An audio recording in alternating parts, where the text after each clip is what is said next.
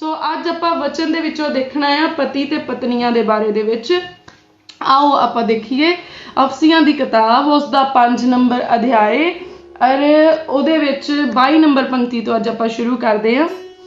हे पत्नियों तुसी अपनियां पतियां दे अधीन होवो जिवें प्रभु दे। हालेलुया।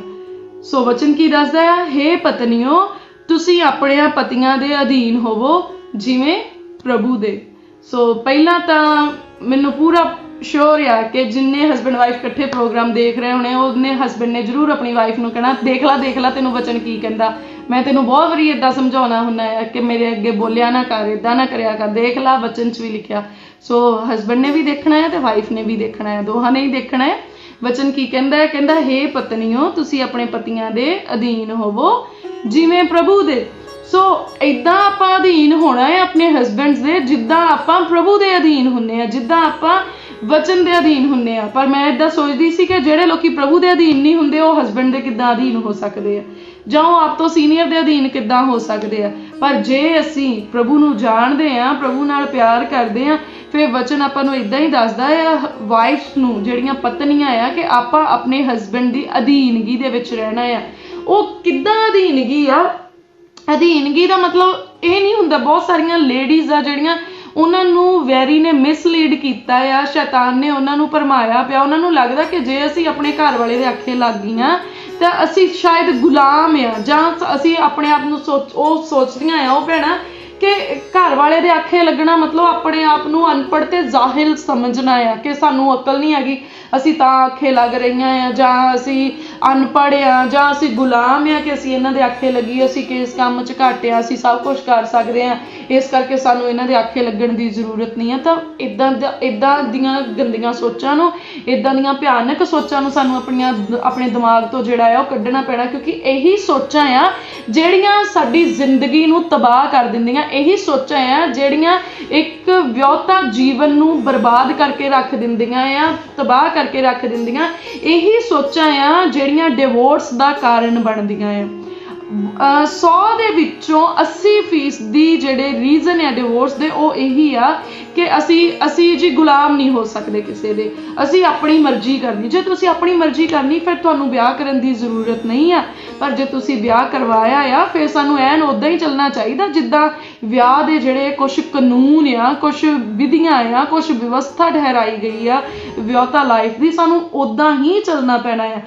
सो हरेक फील्ड दे विच एक वखरा कानून आ, हरेक फील्ड दे विच तुसी देखो जे तुसी टीचर आ तां भी तुहाडे कोल कानून है, भावें तुसी PhD कीती होए, भावें तुसी MA कीती आ, जां तुसी 10+2 करके तुसी टीचिंग लाइन दे विच आ, पर तुहानू अपने प्रिंसीपल दे अधीन ही रहना पैंदा है, तुहानू अपने चांसलर दे अधीन ही रहना पैंदा, तुहानू अपने सीनियर दे अधीन ही रहना पैंदा है।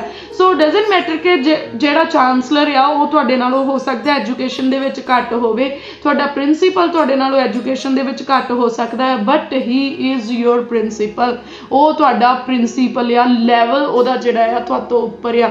इसलिए हो सकदा साडा हसबैंड अनपढ़ होए, हो सकदा वो साडे नालों घट पढ़िया होया होवे, हो सकदा कुछ चीज़ां दे विच ओहदे कोल ज्ञान घट होवे, हो सकदा ओहदी जॉब दे विच ओहदी इनकम साडी इनकम दे नालों घट होवे, पर इहदा मतलब ये नहीं कि जे मेरा हसबैंड ने 12 कीतियां है तो मैं MA कीती है तो इहदा मतलब कि मैं अपने हसबैंड दे आखे नहीं लगना। इहदा मतलब ये नहीं कि जे मेरा हसबैंड जिहड़ा आ वो 10,000 रुपए वाली जिहड़ी जॉब आ वो कर रहा है पर मेरी जॉब 15,000 रुपए वाली आ तो इसलिए मैं अपने हसबैंड की इज्जत नहीं करनी। मेरा हसबैंड जिहड़ा है ना वो हसबैंड आ, वो पति यार, पति नूं परमेश्वर ने पत्नी दा सिर ठहराया आ, पत्नी दे नालों परमेश्वर ने पति नूं उत्तम दर्जा दिता, क्योंकि परमेश्वर ने पहला आदम नूं बनाया, उहदे बाद दे विच परमेश्वर ने हवा दी जिहड़ी आ वो रचना कीती, और हवा दी रचना किस पर्पस दे लई कीती कि वो आदम नूं सपोर्ट करे, वो आदम नूं हेल्प करे, सहायक करके बनाया। पर जे सहायक आ जिहड़ा वो कहे कि I am the senior personality कि मैं जिहड़ा आ वो मैं वध आ, पर जिहड़ा मेरे तो उच्चा रैंक परमेश्वर ने दिता जां जिहड़ा मेरा आगू आ वो मेरे तो पिछे रहे, पर सहायक जी मैं आ कर सकदा, मैं वो कर सकदा, तो मतलब वो अपने आप नूं परमेश्वर दे वचन दे विच भी थल्ले सुट्टना है, एक अच्छी रिलेशनशिप नूं ब्रेकअप करना है और दुनिया दे विच एक गलत नमूना बनना है। सो वचन तां ही सानू हरेक जिहड़ा आ ਉਹ हरेक रिश्ते ਦੇ ਬਾਰੇ ਵਿੱਚ ਟੀਚ ਕਰਦਾ ਕਿ ਸਾਡਾ ਰਿਸ਼ਤਾ ਜਿਹੜਾ ਆ ਉਹ ਕਿੱਦਾਂ ਦਾ ਹੋਣਾ ਚਾਹੀਦਾ। ਸੋ ਕਹਿੰਦਾ ਹੇ ਪਤਨੀਓ ਤੁਸੀਂ ਆਪਣੇ ਪਤੀਆਂ ਦੇ ਅਧੀਨ ਹੋਵੋ ਜਿਵੇਂ ਪ੍ਰਭੂ ਦੇ। ਸੋ ਆਪਾਂ ਆਪਣੇ ਪਤੀਆਂ ਦੇ ਅਧੀਨ ਹੋਣਾ ਆ, ਇਸ ਲਈ ਨਹੀਂ ਕਿ ਅਸੀਂ ਜਿਹੜਾ ਆ ਗੁਲਾਮ ਬਣਨਾ, ਪਰ ਇਸ ਲਈ ਕਿ ਵਚਨ ਸਾਨੂੰ ਦੱਸਦਾ ਆ, ਇਸ ਲਈ ਕਿ ਅਸੀਂ ਆਪਣੇ ਪਤੀਆਂ ਦੀ ਇੱਜ਼ਤ ਕਰਦੀਆਂ ਆ, ਇਸ ਲਈ ਅਸੀਂ ਆਪਣੇ ਪਤੀਆਂ ਦੀ ਅਧੀਨਗੀ ਦੇ ਵਿੱਚ ਰਹਿਣਾ ਆ। ਅਧੀਨਗੀ ਦਾ ਮਤਲਬ ਕਦੀ ਵੀ ਨਾ ਸਮਝੋ ਕਿ ਇਹਦੇ ਅਧੀਨਗੀ ਦੇ ਵਿੱਚ ਕੋਈ ਪ੍ਰੇਮ ਨਹੀਂ ਆ, ਗੁਲਾਮੀ ਆ। ਅਧੀਨ ਜਦੋਂ ਦੇਖੋ ਜਿਹੜਾ ਬੱਚਾ ਆ ਉਹ ਆਪਣੇ ਮਾਤਾ ਪਿਤਾ ਦੇ ਨਾਲ ਬਹੁਤ ਪਿਆਰ ਕਰਦਾ ਆ, ਸੋ ਇੱਕ ਅਧੀਨਗੀ ਦੇ ਵਿੱਚ ਰਹਿੰਦਾ, ਉਹ ਆਪਣੇ ਮਾਤਾ ਪਿਤਾ ਦੇ ਆਖੇ ਲੱਗਦਾ। ਔਰ ਜਿਹੜਾ ਅਧੀਨਗੀ ਦੇ ਵਿੱਚ ਰਹਿੰਦਾ ਬਰਕਤ ਉਹ ਲੈਂਦਾ ਆ। ਜੇ ਕਲੀਸਿਆ ਪਰਮੇਸ਼ਵਰ ਦੀ ਅਧੀਨਗੀ ਦੇ ਵਿੱਚ ਰਹਿੰਦੀ ਆ, ਜੇ ਪਰਮੇਸ਼ਵਰ ਨੂੰ ਮੰਨਣ ਵਾਲੇ ਲੋਕ ਪਰਮੇਸ਼ਵਰ ਦੀ ਅਧੀਨਗੀ ਦੇ ਵਿੱਚ ਰਹਿੰਦੇ ਤਾਂ ਪਰਮੇਸ਼ਵਰ ਦੀ ਬਰਕਤ ਚਾਹੇ ਉਹ ਆਤਮਿਕ ਆ ਚਾਹੇ ਉਹ ਦੁਨਿਆਵੀ ਆ ਉਹਨਾਂ ਦੀ ਲਾਈਫ ਦੇ ਵਿੱਚ ਆਉਂਦੀ ਆ। ਪਰ ਜਿਹੜੇ ਲੋਕ ਅਧੀਨਗੀ ਦੇ ਵਿੱਚ ਨਹੀਂ ਰਹਿੰਦੇ, ਪਰਮੇਸ਼ਵਰ ਦੀ ਅਧੀਨਗੀ ਦੇ ਵਿੱਚ ਨਹੀਂ ਰਹਿੰਦੇ, ਉਹਨਾਂ ਦੇ ਉੱਤੇ ਨਾ ਆਤਮਿਕ ਬਰਕਤ ਆਉਂਦੀ ਆ ਨਾ ਦੁਨਿਆਵੀ ਬਰਕਤ ਆਉਂਦੀ ਆ। ਪਰ ਇਸੇ ਤਰੀਕੇ ਦੇ ਨਾਲ ਜਿਹੜੇ ਬੱਚੇ ਆ ਜਦੋਂ ਆਪਣੇ ਪੇਰੈਂਟਸ ਦੀ ਅਧੀਨਗੀ ਦੇ ਵਿੱਚ ਨਹੀਂ ਰਹਿੰਦੇ ਤਾਂ ਪੇਰੈਂਟਸ ਵੀ ਉਹਨਾਂ ਦੀਆਂ ਜ਼ਰੂਰਤਾਂ ਨੂੰ ਪੂਰੀਆਂ ਕਰਨਾ ਜਿਹੜਾ ਆ ਉਹ ਆਪਣੀ ਕੋਈ ਖਾਸ ਜ਼ਿੰਮੇਵਾਰੀ ਨਹੀਂ ਸਮਝਦੇ। ਪਰ ਜਿਹੜੇ ਬੱਚੇ ਅਧੀਨਗੀ ਦੇ ਵਿੱਚ ਰਹਿੰਦੇ ਆ, ਪਰ ਜਿਹੜੇ ਪੇਰੈਂਟਸ ਆ ਉਹ ਆਪਣੇ ਆਪ ਨੂੰ ਵੇਚ ਕੇ ਵੀ ਉਹਨਾਂ ਦੇ ਲਈ ਸਾਰੀਆਂ ਚੀਜ਼ਾਂ ਕਰਨ ਦੇ ਲਈ ਜਿਹੜਾ ਆ ਉਹ ਰੈਡੀ ਹੋ ਜਾਂਦੇ ਆ। ਸੋ ਇਸੇ ਤਰ੍ਹਾਂ ਅਗਰ ਜਿਹੜੀ ਪਤਨੀ ਆ ਉਹ ਆਪਣੇ ਪਤੀ ਦੀ ਅਧੀਨਗੀ ਦੇ ਵਿੱਚ ਰਹੇਗੀ, ਉਹ ਉਹਦੇ ਪਿਆਰ ਦੀ ਹੱਕਦਾਰ ਹੋਏਗੀ, ਉਹਦੇ ਘਰ ਦੀ ਹਰੇਕ ਚੀਜ਼ ਦੀ ਹੱਕਦਾਰ ਹੋਏਗੀ, ਔਰ ਸਗੋਂ ਉਹ ਆਪਣੀ ਜ਼ਿੰਦਗੀ ਦੇ ਵਿੱਚ ਇੱਕ ਬਹੁਤ ਅੱਛੇ ਆਨੰਦ ਨੂੰ ਜਿਹੜਾ ਆ ਉਹ ਐਵਰੀਡੇ ਜੋਇਫੁਲ ਲਾਈਫ ਨੂੰ ਜਿਹੜਾ ਆ ਇੰਜੋਏ ਕਰ ਸਕਦੀ ਹੈ। ਪਰ ਜੇ ਆਪਣੇ ਹਸਬੈਂਡ ਦੀ ਅਧੀਨਗੀ ਦੇ ਵਿੱਚ ਨਹੀਂ ਹੋਏਗੀ, ਉਹ ਆਪ ਵੀ ਸੜੀ ਪੁੱਜੀ ਰਹੇਗੀ, ਸਾਰੇ ਮਾਹੌਲ ਨੂੰ ਵੀ ਸੜਿਆ ਪੁੱਜਾ ਬਣਾ ਦੇਗੀ, ਖਰਾਬ ਕਰ ਦੇਗੀ, ਔਰ ਉਹਦੀ ਜ਼ਿੰਦਗੀ ਦੇ ਵਿੱਚ ਨਾ ਤਾਂ ਆਤਮਿਕ ਬਰਕਤ ਹੋਏਗੀ ਔਰ ਨਾ ਹੀ ਜਿਹੜੀ ਹਸਬੈਂਡ ਦੇ ਦੁਆਰਾ ਜਿਹੜੀ ਬਰਕਤ ਉਹਦੀ ਲਾਈਫ ਦੇ ਵਿੱਚ ਆਉਣੀ ਆ, ਨਾ ਇਹੋ ਜਿਹੀ ਕੋਈ ਬਰਕਤ ਹੋਊਗੀ। ਸੋ ਇਸ ਲਈ ਸਾਨੂੰ ਅਧੀਨਗੀ ਦੇ ਵਿੱਚ ਜਿਹੜਾ ਆਉਣਾ ਆ ਉਹ ਬਹੁਤ ਜ਼ਰੂਰੀ ਆ। ਹੋ ਸਕਦਾ ਬਹੁਤ ਸਾਰੀਆਂ ਭੈਣਾਂ ਨੂੰ ਜਾਂ ਭਰਾਵਾਂ ਨੂੰ ਅੱਜ ਦਾ ਵਚਨ ਜਿਹੜਾ ਆ ਉਹ ਲੱਗੇ ਕਿ ਇਹ ਕਿੱਦਾਂ ਦਾ ਵਚਨ ਆ, ਪਰ ਮੈਂ ਯਕੀਨ ਕਰਦੀ ਹਾਂ ਕਿ ਅਗਰ ਅਸੀਂ ਵਚਨ ਦੇ ਅਨੁਸਾਰ ਆਪਣੇ ਰਿਸ਼ਤੇ ਨੂੰ ਜਿਹੜਾ ਆ ਚਲਾਈਏ ਤਾਂ ਸਾਡੀ ਜ਼ਿੰਦਗੀ ਦੇ ਵਿੱਚ ਅਸੀਂ ਇੱਕ ਅੱਛੇ ਹਸਬੈਂਡ ਤੇ ਵਾਈਫ ਜਿਹੜੇ ਆ ਉਹ ਇੱਕ ਐਗਜ਼ਾਮਪਲ ਬਣ ਕੇ ਜਿਹੜੇ ਆ ਦੁਨੀਆ ਦੇ ਸਾਹਮਣੇ ਆ ਸਕਦੇ, ਔਰ ਪਰਮੇਸ਼ਵਰ ਦੀ ਨਜ਼ਰ ਦੇ ਵਿੱਚ ਅਸੀਂ ਆਸ਼ੀਸ਼ ਜਿਹੜੀ ਆ ਉਹ ਪਾ ਸਕਦੇ ਆ। ਸੋ ਕੀ ਕਹਿੰਦਾ, ਕਿਉਂ ਜੋ ਪਤੀ ਪਤਨੀ ਦਾ ਸਿਰ ਹੈ ਜਿਵੇਂ ਮਸੀਹ ਵੀ ਕਲੀਸਿਆ ਦਾ ਸਿਰ ਹੈ, ਉਹ ਤਾਂ ਆਪ ਦੇਹੀ ਦਾ ਬਚਾਉਣ ਵਾਲਾ ਹੈ। ਸੋ ਜਿੱਦਾਂ ਪਹਿਲਾਂ ਵਚਨ 'ਚ ਲਿਖਿਆ ਪਤਨੀ ਉਹ ਆਪਣੇ ਪਤੀਆਂ ਦੇ ਅਧੀਨ ਕਿੱਦਾਂ ਹੋਣਾ, ਜਿੱਦਾਂ ਪ੍ਰਭੂ ਦੇ। ਫਿਰ ਉਹ ਕੀ ਕਹਿੰਦਾ, ਕਿਉਂ ਜੋ ਪਤੀ ਜਿਹੜਾ ਆ ਉਹ ਪਤਨੀ ਦਾ ਸਿਰ ਆ। ਸੋ ਉੱਚਾ ਕੀ ਆ, ਸਿਰ ਉੱਚਾ ਆ, ਬੋਡੀ ਉਹਦੇ ਬਾਅਦ ਦੇ ਵਿੱਚ ਆ, ਸਾਰੀ ਬੋਡੀ ਜਿਹੜੀ ਆ ਉਹਦੇ ਬਾਅਦ ਦੇ ਵਿੱਚ ਆ। ਇਸ ਲਈ ਵਚਨ ਸਾਨੂੰ ਦੱਸਦਾ ਆ ਕਿ ਪਤੀ ਜਿਹੜਾ ਆ ਉਹ ਪਤਨੀ ਦਾ ਸਿਰ ਆ। ਇਹਦਾ ਮਤਲਬ ਕਿ ਪਤਨੀ ਦੇ ਨਾਲੋਂ ਪਤੀ ਦਾ ਲੈਵਲ ਉੱਚਾ ਆ, ਚਾਹੇ ਉਹ ਅਨਪੜ੍ਹ ਹੋਏ, ਚਾਹੇ ਉਹ ਘੱਟ ਕਮਾਉਣ ਵਾਲਾ ਹੋਏ, ਚਾਹੇ ਉਹਦੇ ਕੋਲ ਜ਼ਮੀਨ ਜਾਇਦਾਦ ਹੈਗੀ ਆ ਜਾਂ ਨਹੀਂ ਹੈਗੀ, ਜਾਂ ਉਹ ਕਿੱਦਾਂ ਦੀ ਵੀ ਪਰਸਨੈਲਿਟੀ ਆ, ਪਰ ਅਗਰ ਪਰਮੇਸ਼ਵਰ ਨੇ ਉਹਦਾ ਲੈਵਲ ਉੱਚਾ ਠਹਿਰਾ ਦਿੱਤਾ ਹੈ ਤਾਂ ਮਤਲਬ ਉਹ ਸਾਡਾ ਸਿਰ ਆ। ਸੋ ਕਹਿੰਦਾ ਜਿਵੇਂ ਮਸੀਹ ਵੀ ਕਲੀਸਿਆ ਦਾ ਸਿਰ ਆ। ਕਿੱਦਾਂ ਸਾਡਾ ਸਿਰ ਆ?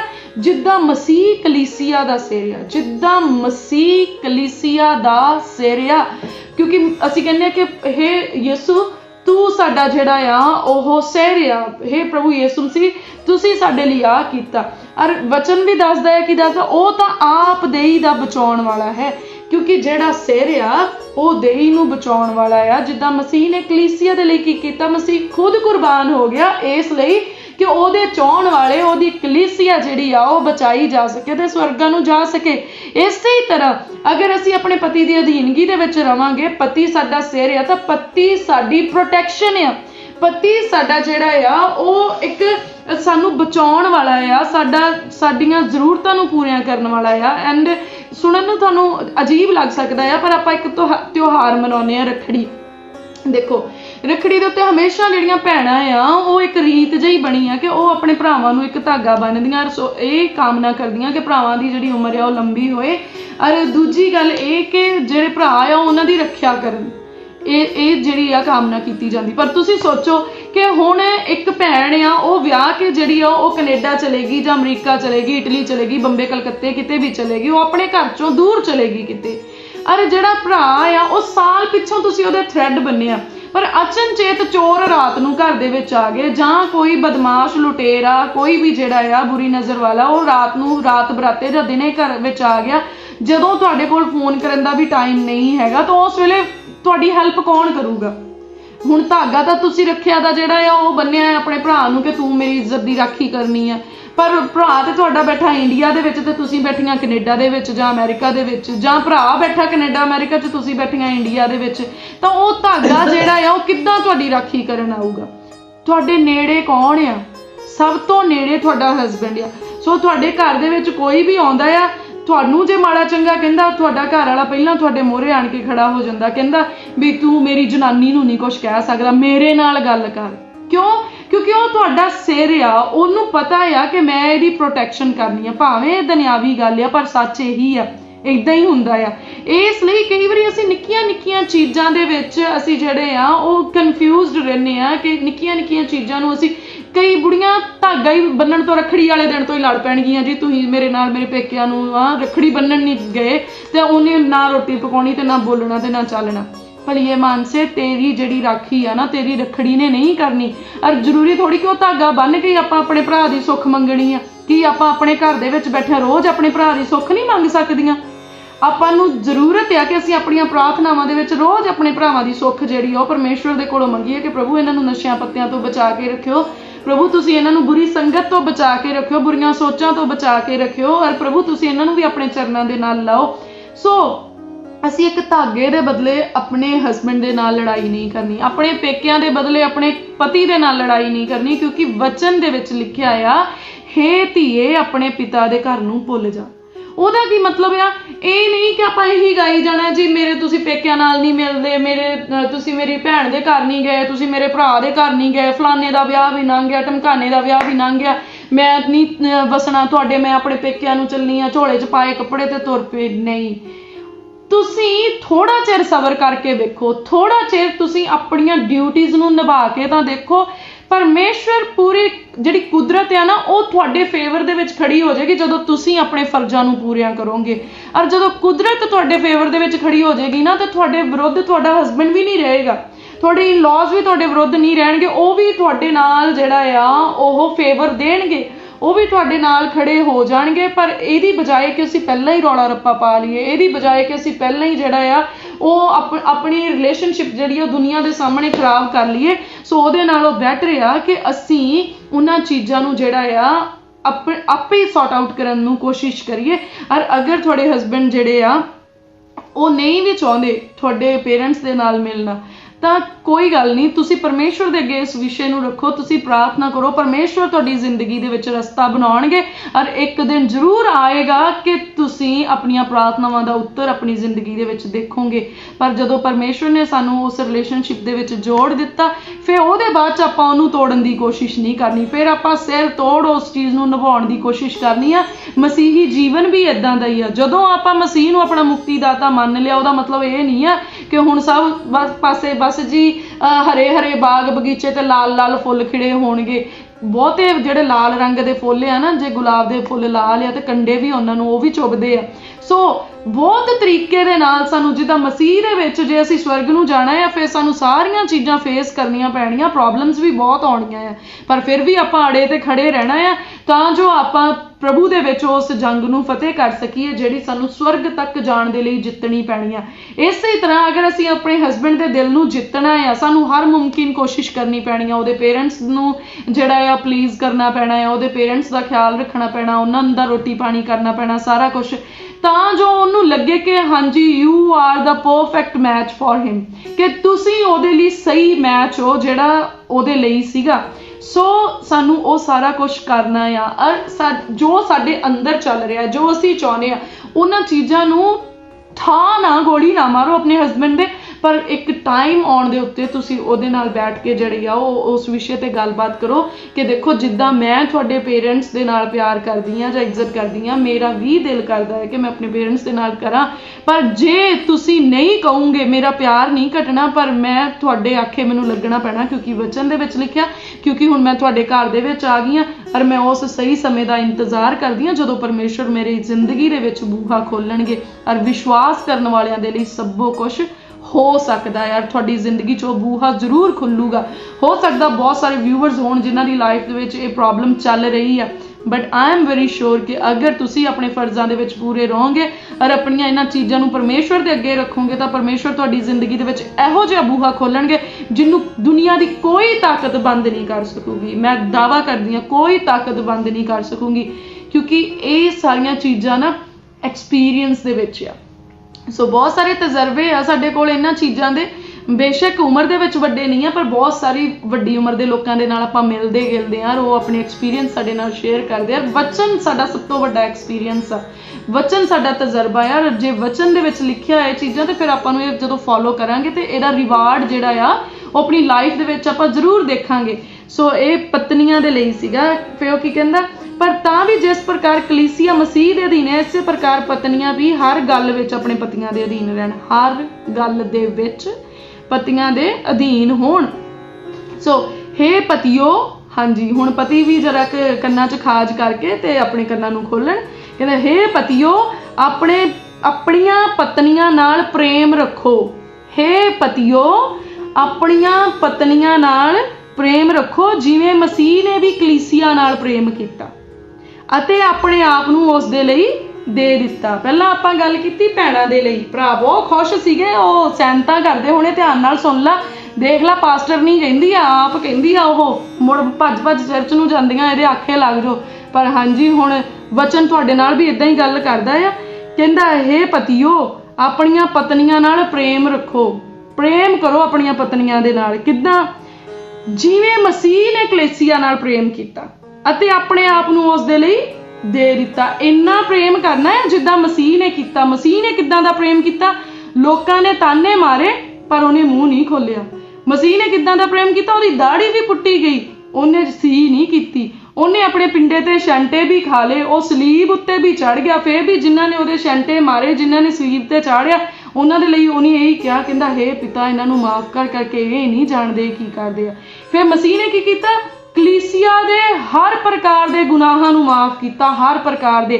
ਚਾਹੇ ਕੋਈ ਚੋਰ ਉਹਦੀ ਹਜ਼ੂਰੀ ਦੇ ਵਿੱਚ ਆਇਆ, ਉਹਨੇ ਕਿਹਾ ਕਿ ਮੈਂ ਚੋਰੀਆਂ ਕਰਦਾ ਸੀ, ਮੈਂ ਛੁੱਟਣਾ ਚਾਹੁੰਦਾ ਆ, ਉਹਨੇ ਕਿਹਾ ਆ ਜਾ ਮੈਂ ਤੈਨੂੰ ਗੱਲ ਨਾਲ ਲਾਉਣਾ, ਤੇਰੇ ਗੁਨਾਹ ਮਾਫ ਹੋਏ। ਜਦੋਂ ਉਹ ਕਲੀਸਿਆ ਦੇ ਕਿਸੇ ਵੀ ਮੈਂਬਰ ਨੇ, ਭਾਵ ਦੁਨੀਆ ਦੇ ਕਿਸੇ ਵੀ ਬੰਦੇ ਨੇ ਜਦੋਂ ਆਪਣੇ ਗੁਨਾਹ ਦਾ ਇਕਰਾਰ ਕਰਕੇ ਤੌਬਾ ਕੀਤੀ ਔਰ ਉਹਨੇ ਉਹਨੂੰ ਗੱਲ ਦੇ ਨਾਲ ਲਾ ਲਿਆ, ਉਹਨੇ ਉਹਦਾ ਗੁਨਾਹ ਜਿਹੜਾ ਆ ਮਾਫ ਕਰ ਦਿੱਤਾ। ਸੋ ਵਚਨ ਕੀ ਦੱਸਦਾ? ਪਤੀ ਕਿੱਦਾਂ ਦੇ ਹੋਣੇ ਚਾਹੀਦੇ ਆ?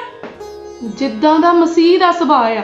ਸੋ ਜੇ ਪਤਨੀਆਂ ਕੋਲੋਂ ਕੋਈ ਗਲਤੀ ਹੋਈ ਆ ਤਾਂ ਪਤੀ ਨੇ ਮਾਫ ਕਰਨੀ ਆ, ਕਿਉਂਕਿ ਮਸੀਹ ਨੇ ਵੀ ਕਲੀਸਿਆ ਦੀ ਹਰ ਗਲਤੀ ਨੂੰ ਮਾਫ ਕੀਤਾ ਆ।